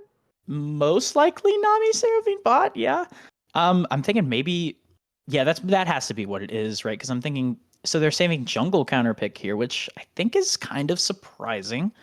I think support counter pick is usually a little bit stronger, just to make sure the lane goes the Well, way I you don't know. want it. Jax, if it is a flex, this is a perfect opportunity to flex it on that R5. Potentially give top lane an even better matchup depending on what is locked here. So it is Ornn. Ornn, the takeaway into what honestly, Rin put on a show on that champion, right? But I'm Yeah. looking at it and I'm just wondering here, it's a lot of CC setup, and unless you're kind of walking into the clutches of definitely not lit. I think it's a lot on the Varus to kind of do the long range damage here. Anivia gets value, right? You're playing into the Jax Mhm. Galio, but Seraph and Nami do a good job of kind of counteracting that meleeness of Contingent Esports Black, and Braum ends up being basically what it feels like, picking it to make sure the Ornn gets more value, as it's also being used actually really well to stop Seraphine ultis. And Nami as well. And looking at definitely not lit, lots of answers for Contingent Esports. You have the Poppy W for the Jax Galio. You have Poke to not interact with that, the melee solos, and Nivea to punish that as well. Ornn, a really good pick in a Jax, kind of does the same thing as Malphite. Um, and then I think this Varus Braum could put out loads of Oh, pressure into the Seraphine Nami, and there you have it. It was Jax. Well, I guess Olaf could yes, go Jax with the jungle Olaf. here. So we will have to see what actually happens, who goes where. But looking at Contingent Esports Black with the Olaf pick, their comp got a whole lot scarier. It's just such an easy way to like have Seraphine ult go right through the middle of definitely not lit. Once that Braum shield is down, buffs for pretty much everyone. With the Galio, Seraphine, and Nami, it's gonna be the Olaf and Jax show. I mean, the Olaf Jack show for sure. I also think Olaf gets so much value looking at the other three members on that roster, right? You have a Galio to come over the top with the ultimate. You have a Seraphine Nami who are going to be buffing you up consistently. That Olaf is going to be so fast. He is going to go directly for whichever target he pleases, right? Because who's stopping him, right? He's unstoppable. He's going to go crazy. Poppy, Ornn, Braum, they get no value into this champ. He is going to be crushing some tanks, and he's going to be throwing some axes around like they're candy. Yeah, the more I look at it, the more I think that the Jax is actually gonna go jungle and the Olaf goes top because I think Olaf just has a little bit better of a time into the Ornn. Maybe I'm wrong. Maybe I'm mistaken. I I'm just don't agreeing know with you how. there. I don't know how much Olaf jungle is played right now. That is I the think it's thing, is I mostly think top. if Olaf jungle was stronger, I think he gets more value of kind of running around the map. But I just think Olaf top is so much stronger. I think that he has a hard time dealing, or Olaf has a good time dealing with the Ornn, right? And I think looking at the gank setup, it's Ornn Poppy versus a Jax Olaf, right? That skirmish ability from those two is so deadly. And I just think I'm looking at it. It is the Olaf show, but I will say both Sourcewalker and Rin had the opportunities to make plays, so I would be happy with the Olaf going to either of them. But I'm kind of doubling down on. I think it's probably going to end up top lane. All right, now's the time where we analyze the draft, see who comes out on top. Because when you win in draft, you always win the game, as everyone Mhm. knows. I don't know, definitely not lit on the back foot, down 0-1 in this best of three. While in a vacuum, they have great answers into what Contingent Esports Black is showing. As a comp, as like a well put together theme, I just don't really see it. They have some cool interactions. Poppy can E off the Anivia wall. You have Braum to stop the Seraphine ult, but I think Contingent Esports lacks comp, just is more coherent and easier to execute. So I'm going Mhm. Contingent. I think, I was gonna say I'm looking at the angles here. It's realistically Varus is the only person who can kind of do enough damage. He's kind of forced into specific builds, right? Because if you go that poke build, you have some value, but like where is the damage, right? You're playing with three tanks, the Poppy, the Ornn, and the Braum. And I'm looking at it, and you have to find a way to kill this Olaf. I guess there is the technical opportunity, right? Anivia Wall cannot be unstoppable by Olaf. So that CC of just, hey, basically I'm putting something in front of you terrain-wise can't be stopped. So maybe that's the angle that they're going for. But still, if Olaf's running forward, it's going to be tough, right? You use that wall usually to keep people from leaving. But if an Olaf's just going to be running at your face, how much value does it actually get? And like you said, there's just the ease of execution, just ease of how it is going. I will say it is a lot of pressure on the Olaf to kind of get it done. But I think if Ren, from what I saw game one, I'm favoring Contingent again in the series. Yeah, and even if the Olaf doesn't, right? You have the Jax and the Galio potentially in the back pocket. It's really just gonna be have those three go forward. Even with the Braum shield potentially stopping the Seraphine ult, you really can't stop all the support that these picks are gonna give these melee carries. So it's a little bit scary for definitely not lit. I will say if they do get ahead early, it's gonna be hard for an approach for Contingent because they have all the tools to counteract what these champions are doing. But it just didn't happen for him game one. I don't expect a game two. With that said, we're gonna throw it to a short break, and we will be back on the Rift after this.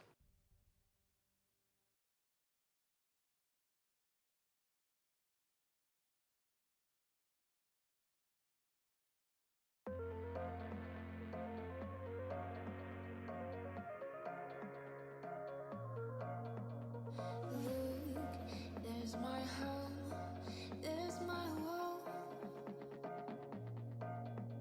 See, it's the flower, mine is lost.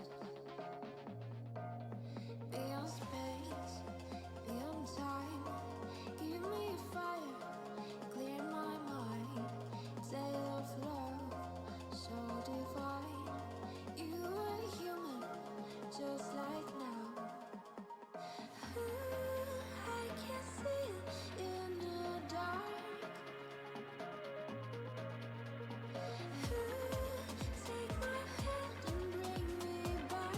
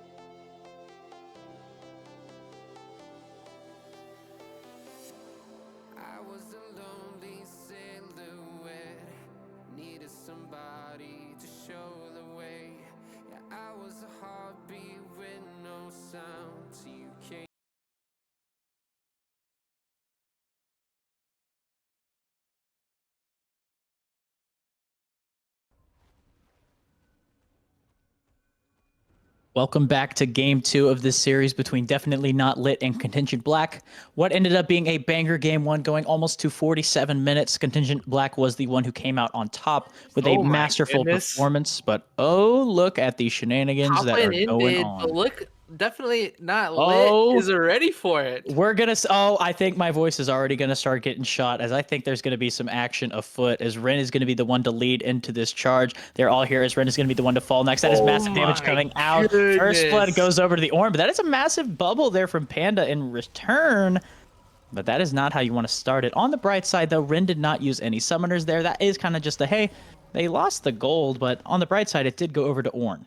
Yeah. So I mean, no too more bad. 500 gold for First Blood, Wait a right? So, minute. Look at this. Look at this. We see that the oh, Orn's actually lane heading to this bot side of the swap. map. They're lane swapping into it. Okay, this is really Oh, smart. They're trying to take the power out of this Olaf pick, and what better way to do it than just absorb his Orange? So we're gonna see how good Contingent Esports is at this lane swap meta. I heard it's a lot easier to pull off now than it was last season when it was so prevalent. So we'll have really? to see. Yeah, I was listening to the dive for the LCS or whatever it's called now, the LTA, and most coaches for pro teams agree that they've basically made it really easy to do the lane swap meta. So we'll have to see how well these teams can do it here in And interesting, LXC. interesting, right? It is also DNL that was the one who opted into this lane swap. So it is putting this Olaf in a really, really bad spot, right? Orn, he's kind of able to play out these dives, right? He can kind of use the fact he has the knock up, he has the Bella's Breath,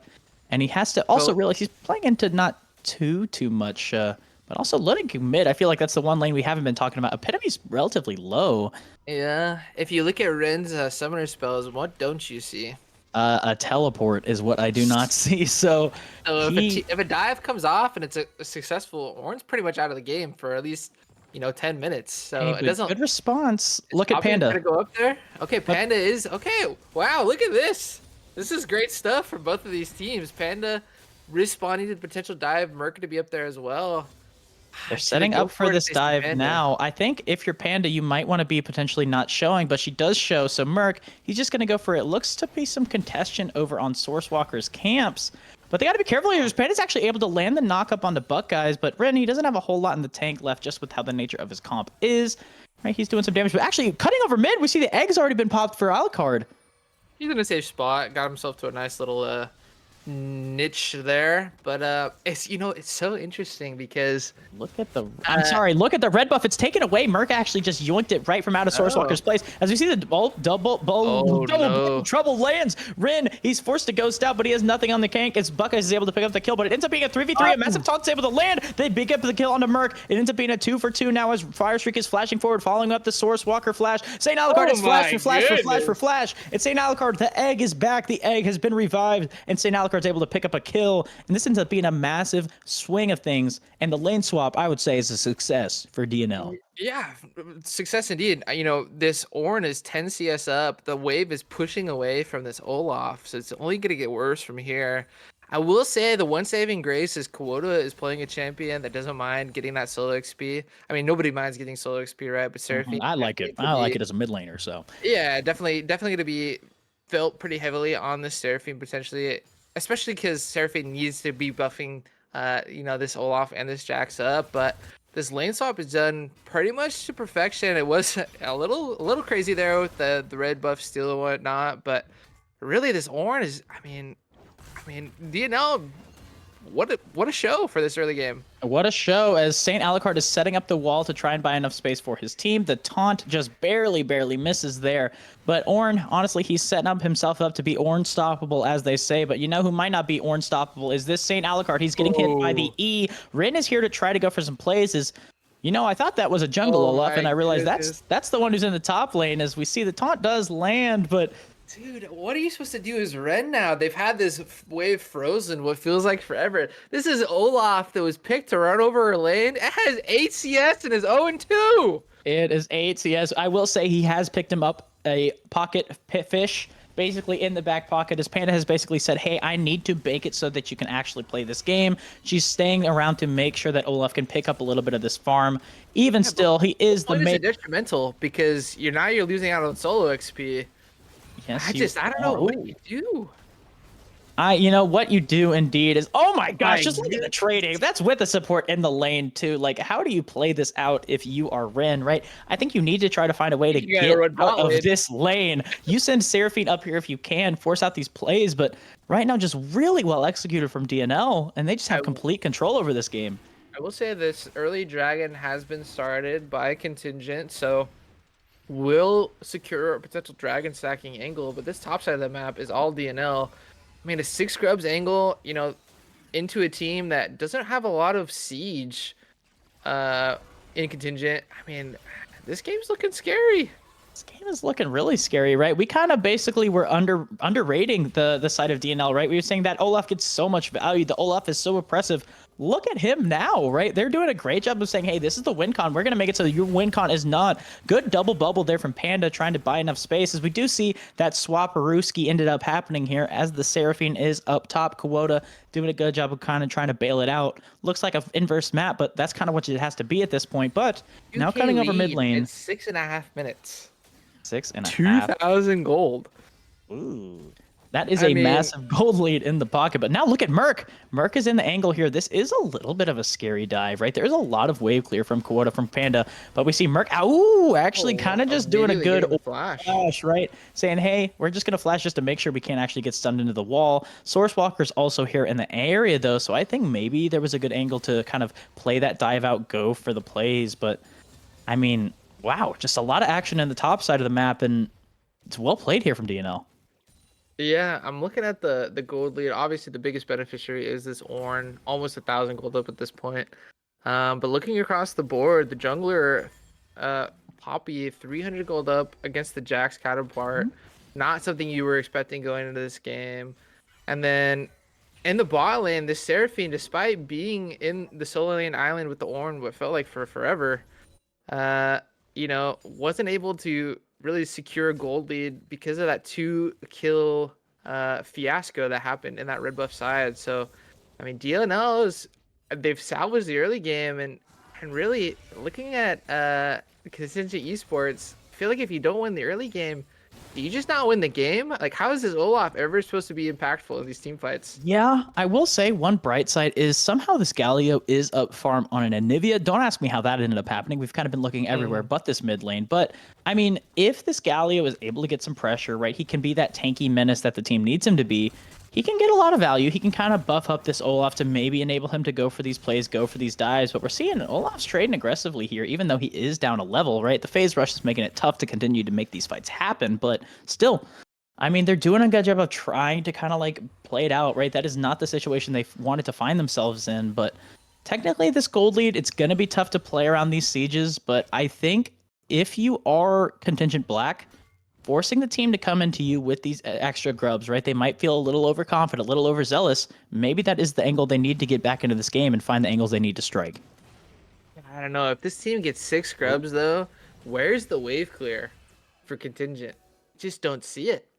I mean, Seraphine, if there's no Baron? Question mark. I mean, it's gonna be looking. I mean, it's the next 10 minutes of this game is gonna tell really who's gonna win. Kuota has no flash. you see the ultimate is landing out from Buckeyes, but a good ulti in response. Kuota trying to buy enough space. A good ulti there from Galio. I think it ends up getting canceled. The Nivea canceled it, making it so Merc is able to pick up the kill onto Kuota. The flash, and I think to my immediately get out. goodness. Sourcewalker trying to buy space. Panda forced to flash over the wall to the tower, but Merc is now in a bit of a bad spot. Galio is coming back into this fight. He said, even though I got canceled, 3-man taunt. Wait, that's huge. It's not enough damage, though. Sourcewalker is able to at least pick up the kill onto all those. But we'll look at the wall interaction there as Ornn is here. The Ornn horn is probably going to be coming out soon as they're pinging aggressively. They're trying to make this play happen. They found the angle back into this game. They're trying to make something of it, but it ends up only being 1-for-1.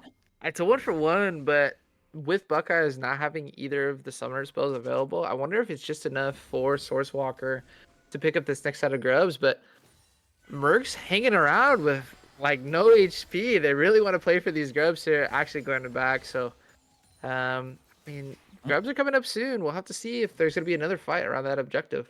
I think the grubby guys are something that everybody wants to fight over, right? It's an objective that it's one of the newer ones on the map. Everybody's pretty happy with it. Oh my gosh, wait, Ren actually got knocked up there by the Warden pillar. He's taking a lot of damage, forced to flash out. He doesn't have the Braum stun to make it so Ren can not run away forever. But still, right, looking at it, you got to get some support up here as we do see that the Seraphine and the Nami are on the prowl. They're making their way up as we also see a TP come out, but that's not stopping Beg for Mercy for going for the Horn. It is a field goal, though. Merc finds an angle onto Kawada, and Kawada falls. Beg for Mercy picks up his second kill of the game. He's on a bit of a good time.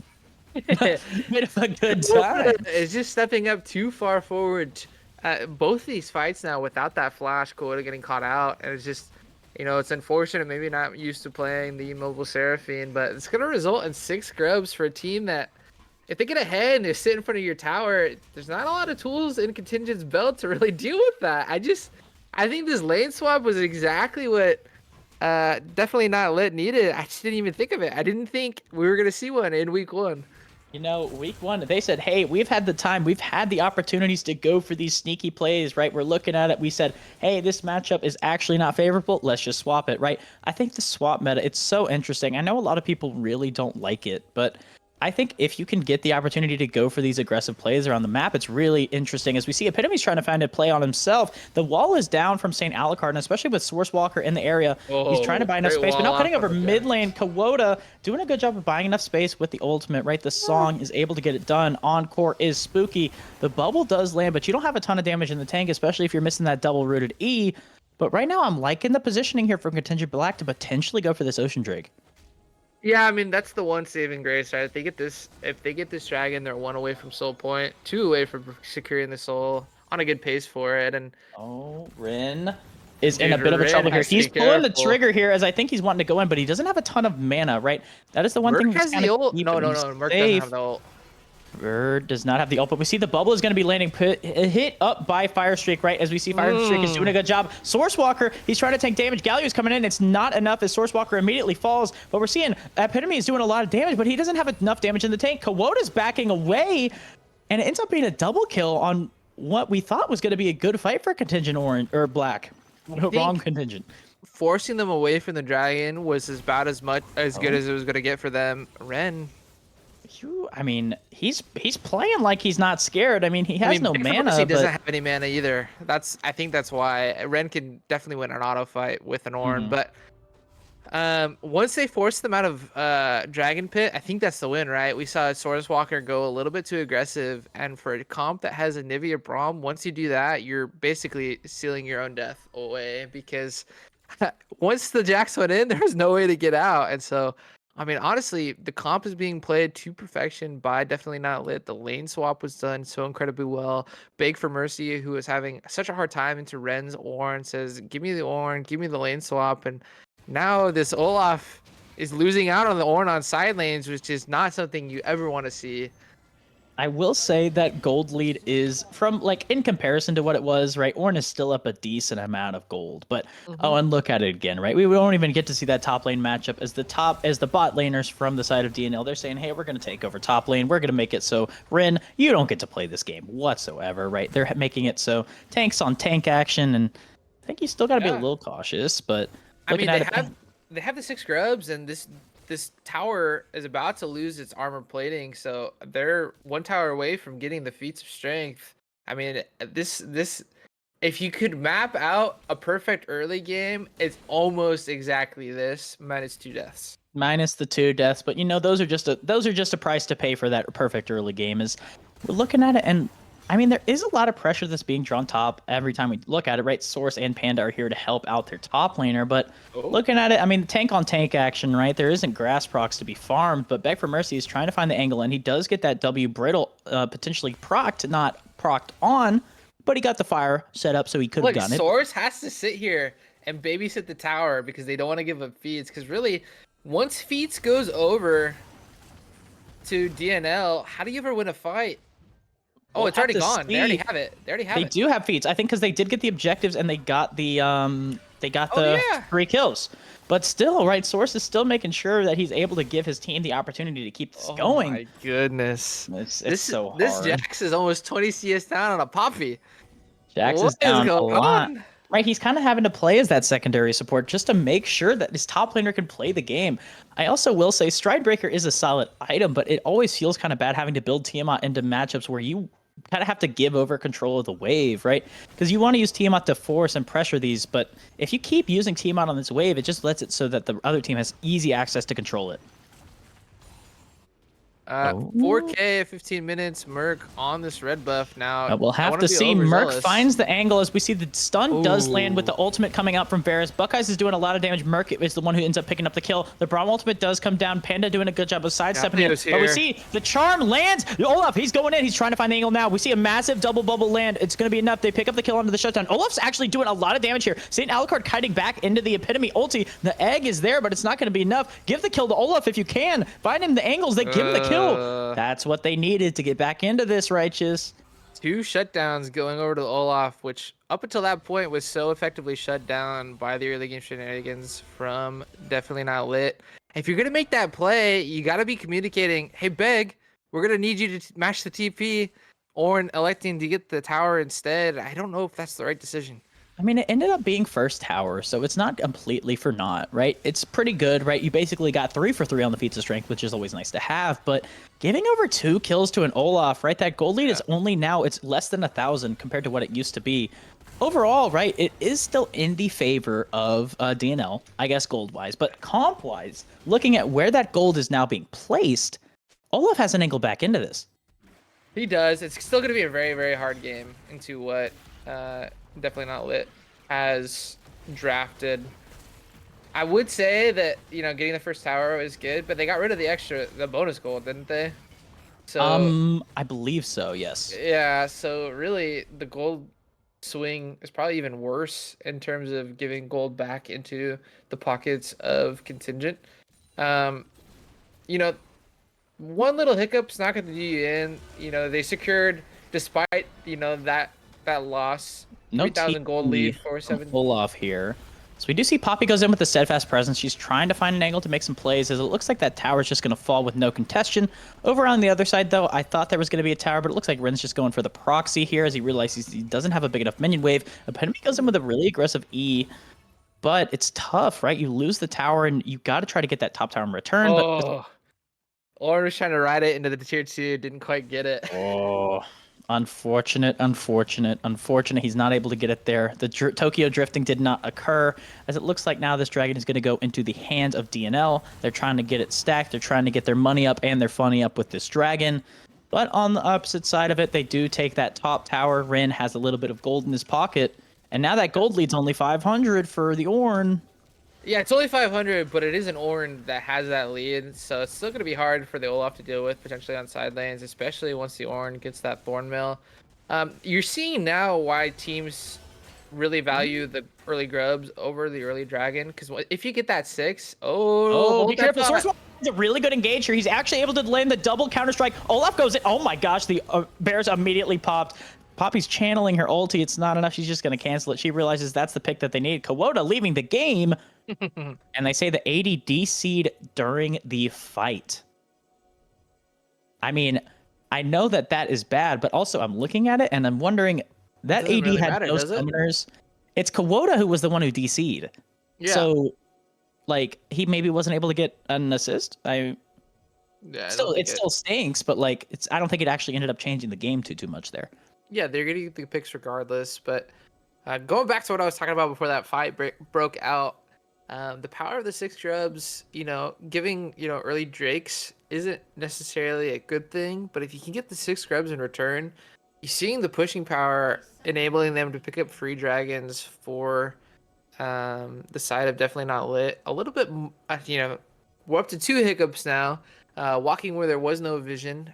We didn't have control of the side there if you're DNL. So Varus caught out and, like you said, instantly popped. But, I mean, this game, the gold lead has inched ever so closer. Does Contingent have enough to buy back? So, that lane swap, it was so good. And it's just like, I think if you keep getting these hiccups, right, if you hiccup a little too strong, it ends up becoming a cough. And if you end up coughing too strong, it ends up being a vomit, right? So you got to be careful that you don't end up leading to that vomit situation here where Rin finds these angles. He's able to get these continuous kills, and then he ends up belching all over this DNL roster. As we see a little bit of that spectator delay. But it's only about 2,000 gold separating these two teams, and 2,000 gold for a team that's really Oh, scaling the and wanting. Horn is coming out. I want to let you talk, Righteous, but Panda is forced to flash, so I got to keep talking myself. He flashes away, but he does pick up a blue as a return prize. That's kind of nice. But yeah. I mean, does force the flash, but I really don't see a ton of angles where they can capitalize off of that unless it's, in a choke point, Merc getting the stun on maybe a potential wall. But regardless, like, if you're DNL, any gold lead at this point is good because you're playing a comp that it was really drafted to nullify what Contingent was going for. Mhm. But the fact that it's slowly gotten closer, it makes you a little bit worried. If you're playing the momentum game, you definitely feel like Contingent has the momentum on their side. Do they play a little bit too fast and loose because of that? We'll have to see. Otacon going to be the next objective, spawning on top once again. Gonna see how both these teams start it because neither of these teams have great, you know, Otacon or Baron takes because there's not a lot of damage between the two. The damage is something that both teams said we don't need this time, but it is the Voracious, so it is going to be the respawn Otacon. I feel like I see it all the time as of now. But also, one thing, I know you mentioned it earlier, right? We talked about the jungles, right? Sourcewalker, we thought was going to be someone who was put in a decent amount behind, right? We saw he was down gold to a Poppy. That's not expected. He's kind of been crawling his way back into this, right? He's found the angles that he needs. He finds the ways to get his camps done. And right now, the gold lead is actually favoring, only slightly, to Sourcewalker, right? So they're kind of slowly finding the way to bring this gold lead back. We talked about it, right? It was 4K. Now it's kind of looking closer to 1.5, which is, Yeah. like it's, you're losing your angle, right? And if you keep giving the kills over to the Olaf, it's tough. Yeah, that's true. And you're looking at the Olaf closing the gap with the Ornn as well. But we didn't talk about the second beneficiary of that lane swap, which was Buckeyes. Buckeyes had a solid game one, couldn't do enough for his team, but here in game two is 2K up on this We'll Seraphine. have to see as now this Otacon is being taken by DNL once again. I'm hoping not to get deja vu from what happened in that game one, where this fight ended up going very, very well for Contingent Black. As we see the Ornhorn is coming out. Beg for Mercy finds a really good engage here, but Nyanda is the one who's in a little bit of a bad spot. Otacon is resetting. St. Alucard is doing a good job of trying to buy enough spaces. Epitome's able to land the panel. Buckeyes is hit by the charm. He does flash away. He gets the cleanse. Sourcewalker and Olaf are over the wall. They find the angle. The Poppy does knock away, so it is just Buckeyes, but the axe does land. It's a double kill over for Olaf. I'm surprised he's running that way. He could have actually just pinned it there if he ran the right direction. Rin, what are you doing? But still, he's actually going long now. It's going out for the route. Is he going to be able to find the people that he needs? The egg was popped. Great use from Kawota and the rest of the team. Olaf is now here. The Ornhorn is coming out. Galio coming in with the ulti. I think that actually could have been game there if Rin positioned as he should have. He should have kept walking aggressively there because who's going to stop him? That's 2 for 2 for the team that starts Otacon losing out on the eventual buff. That shred is no joke, especially for a team comp that wants just to pile on top of you. Really easy to do so, flashing over that wall there just puts you in an even further choke point, which Ren and Sourcewalker were happy to oblige for. Yep, you say it Gold once lead again. is now Contingent. And I mean, this is kind of what we were expecting as this game went on, right? We were looking at it. This Olaf and Jax, if they get the opportunity, are going to be able to run through these teams, right? We saw basically the three amigos that were the top side of this roster. They go in, as we see one of them is going in onto the Ornn. Ornn is conquering away. He's throwing the axes. Beg for Mercy. He's popping the ulti. He's going unstoppable. And now it's Merc. I think, honestly, this Olaf could throw hands with the Poppy if he wanted to, but Buckeyes is here to make it honestly pretty difficult, but the withdraw. So that is the Ornhorn coming out as a consolation prize, but Olaf, he's happy to just withdraw and go back to base for, honestly, a bit of a faster recall. Yeah, and this Olaf, despite being put down in the early game, going to do what Olaf does best and be a side lane menace. I will say he doesn't have TP, so they're really gonna have to make the split pushes from Olaf count. But right there, it was effective. Brought a bunch of pressure on top side, gonna secure free Drake for Contingent in return. Free Drake indeed, as it does look like, right? We talked about it. He is technically down farm, but gold is not something that he is down at this point, right? We look at it and it's just like if they find the angles to go for these plays, right? I honestly think if you are the members of DNL, you try to opt away from these objectives because it is tough, right? You're basically getting into range of the Olaf. You want to be on the opposite side of the map of that guy if you can afford it, right? He's really strong, right? He has his Sundered Sky, has his Stride Breaker. And just looking at it, we see, oh no, he's caught out. Fire Streaks falls. The ultimate does come out from Buckeyes, and Epitome is under tower, but you got to think about it. Withdraw. Ooh, I thought he was going to fall, but you got to be careful. Remember, towers, they do continue to ramp up here, as we do see Sourcewalker is going to withdraw next. We're trying to buy enough space. Merc is going in for the aggressive play. He already did use his E, but it is a good knock up there onto Kuota, trying to buy space, but he's healing up a lot. The Ornhorn lands on Epitome. I don't think that's who he was actually aiming for. Just needs to die. Yeah, I think honestly, if you can stall, I don't know how much longer it is until they fall. Okay. But still, and oh, cutting over topside, we didn't even mention it, but Rin, that side lane menace that we're talking about, is doing a lot. Epitome doing a great job of trying to buy time, buy space, and I think it gave him the opportunity he need, forcing out a TP when Rin is on the retreat. That's gotta feel bad. But now, really aggressive TP from Seraphine. That's not who you expect to see on these aggressive plays. What a great play. Good response to Anivia TPing away. Rin's here. Rin's here. Dude, they're going in. I don't think the Galio ulti was the best, but I don't think it matters. Rin is unstoppable. He is immune. You usually hear it about Gwen, but the knockup's not going to be enough. Oh my Double kill for Jax, the pickup for Rin. It's a shutdown as well. This game, we thought it was going to be DNL, but honestly, it's turned around and honestly, it's all black. It is all black. 15 minutes ago, would you think that Olaf would have a 500 gold bounty? Not a shot. I mean, like you say, right, like that game honestly should have been DNL's, right? They play that early game so well. They played it so controlled. Couple hiccups. But those couple hiccups, they became a vomit, Righteous. They got a little bit too scary, right? And it just ended up being that the snowball kept cascading, it kept getting bigger, and then it ended up causing the avalanche that is where Contingent Black is now. Down almost 5K on the back end of everything that has been done. You know, it was, just a little bit here and a little bit there, but the big one was starting that Otacon maybe a little bit too aggressively. It did go down below half health, then it reset on them, and you just gotta make your retreat at that point. You're already gonna get shredded for all that MR and armor, and when you look back on that game, I think that's where they're gonna pinpoint and say this is what did us in. Yeah, and I mean, there was that play around the red buff for the side of Contingent Black that kind of went into the jungle. They said Merc was like, I want to steal everything from this guy. Also, the great pickups from Sourcewalker, right? Finding the angles he needs, getting that two-man counter-strike, even when his 80 carry DC'd.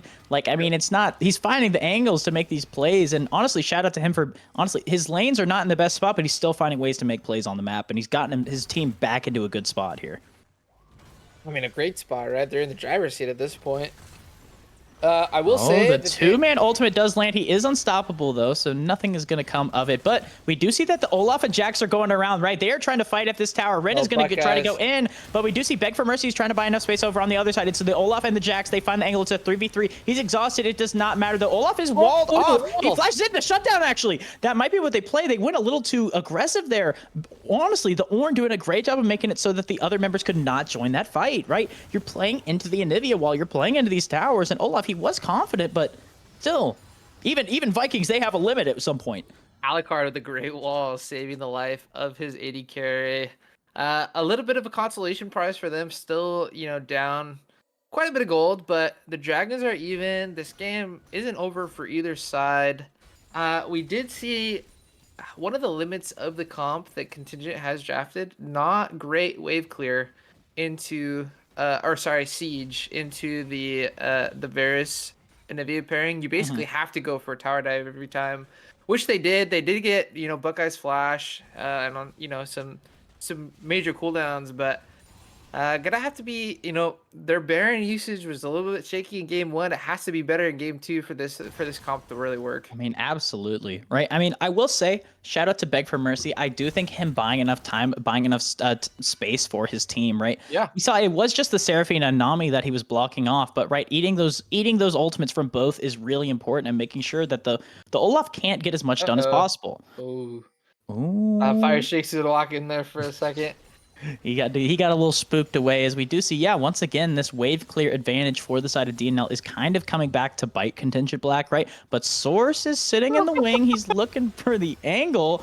But now we see the TP comes out. Source Walker's here. He's fighting in. It looks like it's a 1v5, but he has his buddies to hang out with. Galio comes in, TP right into the ultimate. Charm does lay. That's massive. It hits 4. He finds the angle. Epitome getting the nice taunt. They're trying to buy enough space. Olaf is trying to go in. Beg for Mercy is buying space. Source Walker is firing away. He does get stunned. It's not enough. Merc is the last in the back line. Source is taking a lot of damage, but look at Alucard. Alucard is not low, right? There isn't a whole lot of damage. Anivia is firing away. Kuwota's doing damage. The shutdown does go over. St. Alucard's doing a lot here. Like, oh my gosh, it's going to be terrible. Ren's by himself. I don't think he has ultimate left over. Ren's going to fall. Wait, Alucard's getting so much done here. Source Walker, he's trying to buy enough space. He does have his Nami, but the Nami is in a bit of a bad spot. The egg, it's not enough. I thought that was over. And then they ended up turning it around so well, DNL. You see exactly why DNL drafted the champs they did. It's really, we talked about it. It counter pretty much into everything that Contingent wants to do. You want to pile on top of an Anivia, a Braum, and a Poppy. Doesn't feel like a good time. And, you know, the aggressors were ultimately the ones that were vanquished in that fight. Everybody going down except for Panda, who... Not to cast or jinx anything, but I don't think Panda's died this match thus far between 2 games. I am trying to remember. I think maybe they died once. Am I wrong? In game 1? It don't matter, but still, they have not died a lot. Panda has still been putting on a great performance regardless, right? Doing a good job of helping bail out Rin in that bad lane state at the beginning of this game, finding the way to kind of support his team, but still, regardless, a support can carry in a lot of instances, but Nami, she has to struggle where she kind of has to rely on her damage dealers to, well, do damage. So if you're not able to get onto Alucard and not able to get onto Buckeyes, they were able to get half of the job done, but unfortunately, the bird got it done that fight. So yeah, they got. I mean, you have 2 targets you have to kill, right? One's the Varus, which checkmark was done, but the Zenivia is level 17 and does a ton of damage in their own right, and so. If you're using all the tools available to you to kill one of these carries, the other one looks like they'll be able to pick up the slack. So yeah. And then I guess Panda is the immortal person, right? He has not died at all. I was completely wrong. Shout out to our casters for letting us know. But still, I think even if you lose here and you don't die, I'm thinking, hey, you still got to get involved. Right now, he's doing a good job of buying space for her team. But I mean, you got to look at it. These the two jungle and top with the exact same KDA. They're doing a lot of damage, but is it going to be enough to break through the almost impenetrable forces? I mean, Olaf gets it done, right? He has his ultimate, but Jax, you got to find the engages. You got to find them when you get those opportunities. And yeah, looking at the gold lead, it's basically solely on this Olaf and Jax, right? And if Olaf and Jax can't do enough, there's not a lot of damage baked in the backside of this comp. You know, Galio is there. Basically as a supportive pick. Yes, Galio does have AP, you know, damage items built, but it's really there kind of like a meatball contributing to the rest of, you know, what Olaf and Jax is doing. But then Seraphine's basically fully supportive and so is his Nami. Yeah. So I'm a little bit worried that the eggs are too many of. Okay, Epitome is aggressively going in for the E's here. I actually think he can win this fight out. He's hit the 2 E's in a row here. He is clobbering away. This Anivia does not have egg. The taunt is going to land even on the other side of the wall. If he buys enough time, the wall is up for a lot longer than I thought it would be, to be honest. So Alucard runs away. But, you know, you took the words right out of my mouth, right? This Seraphine is building basically full support. You know, I think we're going to have to worry about that in a bit as we see that the 2 top laner and junglers are going in onto Ornn. They're pinging it aggressively as Olaf is trying to buy enough space as well as Panda and the Seraphine are here to put it in. Beg for mercy. I feel like we say it every time, but I think it might actually be having to beg for mercy. They're using a lot of ultis. Actually, this Ornn's taking a lot of damage. That's a big ulti. Big engage there. The wave comes out, but Olaf and Jax are running in. They find the angle. Buckeyes falls. It's next up. They got to kill Alucard. They got to kill the bird. The bird falls. The shutdown goes over. It's what they need. Jax is here. Sourcewalker is able to pick up the kill on the Fire Streak. Mercs is doing a lot of damage in the back line, but it's not enough, right? You're a Poppy who's tanky. You're not going to get it done. As we do see Ren is catching the wave. This might actually be the angle that they need to end this game. Mercs is taking a lot of damage. He's buying enough time for his team. And Ornn, the one person who we thought was in the part, he was in the pit. Mercs is still somehow alive. He lands the stun as we do see Ren is still doing damage to this tower. How did Beg for Mercy be the one who lived there? Yeah, well, I know I can tell you exactly how Beg for Mercy lived. Using the ultimate for himself for Silk Peel, and then Merc flying in, using the Poppy ultimate as well. But when you're trying to save the Ola or the Ornn, guess who's getting run down on the backside? The That's the carries, Anivia and the the Varus, carries. right? So no love for the carries. Ends in a lost team fight. This Baron Oh. started. Ornn's The here. Horn is back once again, hitting Oh. 3, as we do see he's trying to buy enough space for his team, but it is not stopping Rin, it is not stopping Sourcewalker, it is not stopping Epitome from doing damage to the purple slug, right? The jungler is here. Buying Merc is time. trying to find an angle in. He does Ian get the aggressive plays. We do see the 2-man encore is landing. Rin is on a killing spree. He does find the jungler. It is making it so hard here for the members of DNL to go for this. Jax picks up the kill, and I think they're going to try to fight it out. Sourcewalker finds the angle onto Buckeyes. He gets the jump, he gets the stun, but he's falling right into St. Alucard's trap. St. Alucard is doing damage just for free. Sourcewalker flashes over and is able to get Buckeyes, but looking at it, it's the bird. The bird does have egg, forced to flash away, but the stun lands. The Conqueror is done. He's speeded up. The flash, the team, the egg is going to be popped, but it's going to be popped once again. The egg is scrambled, not fried. As we look at it, right, it's tough. The Baron falls, the fight falls, I mean, these and are it's long looking like death it's all timers. black at this point. Everything black, as Rad IRL always likes. Beg for Mercy, they only went up, but this Ornn's not going to have enough wave clear into these Baron of minions. Are they going to push for end here? 40 seconds on Alucard, 15 on Buckeyes. I think there is an angle, and the Galio is joining with the hero's entrance to make it happen, right? It is a 5v1. Mercy will probably have his ulti back up, and Merc is here, but these are the tanks. They aren't the people who are doing a lot of damage, as I think they're going to try to potentially clear the wave here. Merc is stunning Ren. Ren might be a Ren's bit of a bad, stuck. as it looks like he's just suiciding.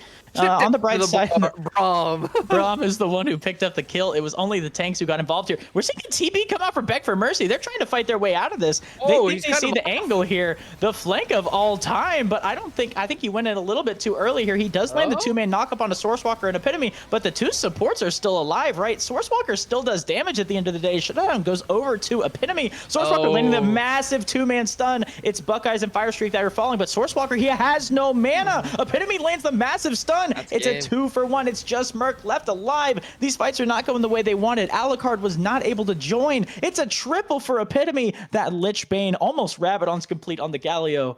Right. That guy is a colossus.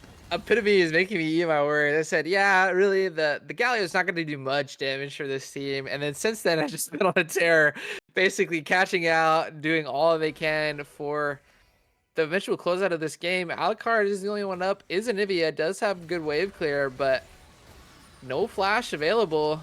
Oh, as the No wall egg does either. stop Epitome from going in, right? Kawota is taking a little bit of tower damage, forced to pop the Seraphs, but the first Nexus tower falls, the second soon to follow. Sourcewalker goes in. Is this going to be the end angle that they need? It's close. It is. And that's what they do there. That is a 2-0 for Contingent Black, and what we thought would be a bit of a back and forth ended up being the hiccups that led to the vomiting. And Contingent Esports takes it 2-0. Oh, man, if you're definitely not lit, I mean, you gotta feel real bad that one slipped out of your fingers. You played the early game so well, and then really it came down to 3 mistakes to put you on the back foot, and then at the end there, doing all you can to like, keep the game alive, but playing just too fast, right? Ornn and Poppy going up to the Baron to try to either steal or win a fight or whatever it was. Didn't have any backup. They end up dying. Then their carries end up dying. You know, then they make the stand. They get the Olaf in base, and then aggressive TP from the Ornn. They get the Ornn. They get the carries. They get the game. It just feels so bad for definitely not lit. But holy cow! Credit to Contingent Esports clawing their way back from really what was a beautiful script from DNL. Did not matter in the end. Contingent just the better team this week. Hey, I mean, yeah, it was Contingent Esports who were able to come out on top. We did say, even though they did use that lane swap to their advantage in that early game, it was just those hiccups ended up being what kind of cost them, right? We saw that they had a lot of opportunities to continue to push their lead there. It's just they ended up kind of getting a little too aggressive, right? They found themselves in that position of fighting over red. They died. They gave kills back into this Olaf, right? Even though the Olaf actually wasn't the one who did the most kills, Sourcewalker on the Jax, he was able to find the angles, ending 9, 4, and 14 and almost doing 36k damage there. It's just those ways of fighting, right? You had the 3 amigos that were Olaf, Jax, Galio. You're doing so much damage. You're putting on so much pressure. And when you have the support backup from a Seraphine and Nami, regardless of lane swaps, that comp is still going to come online.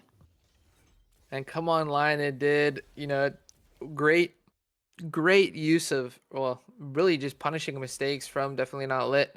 Ill-advised mistakes lead to ill-advised defeats. I mean, if we're looking at MVP for this series, you got to give it to the support. There was the playmaker game one, didn't die across 2 games. My vote's for Panda. I don't know about you. So I was very much all in on Panda. I think Panda played so well, played super fantastic.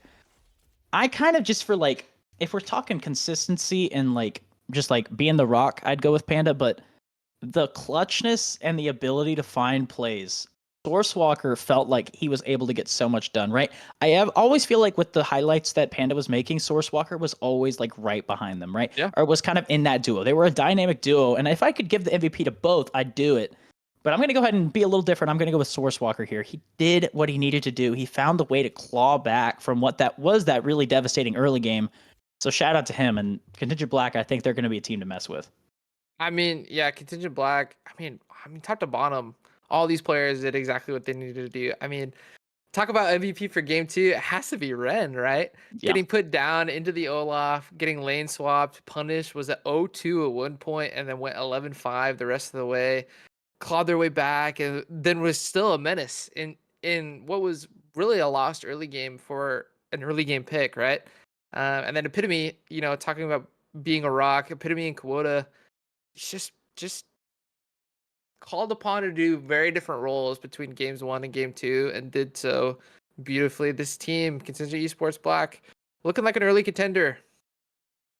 I think that is potentially. We always call things. We can't say things too early, but I'm kind of feeling you a little bit. I think that could be the case.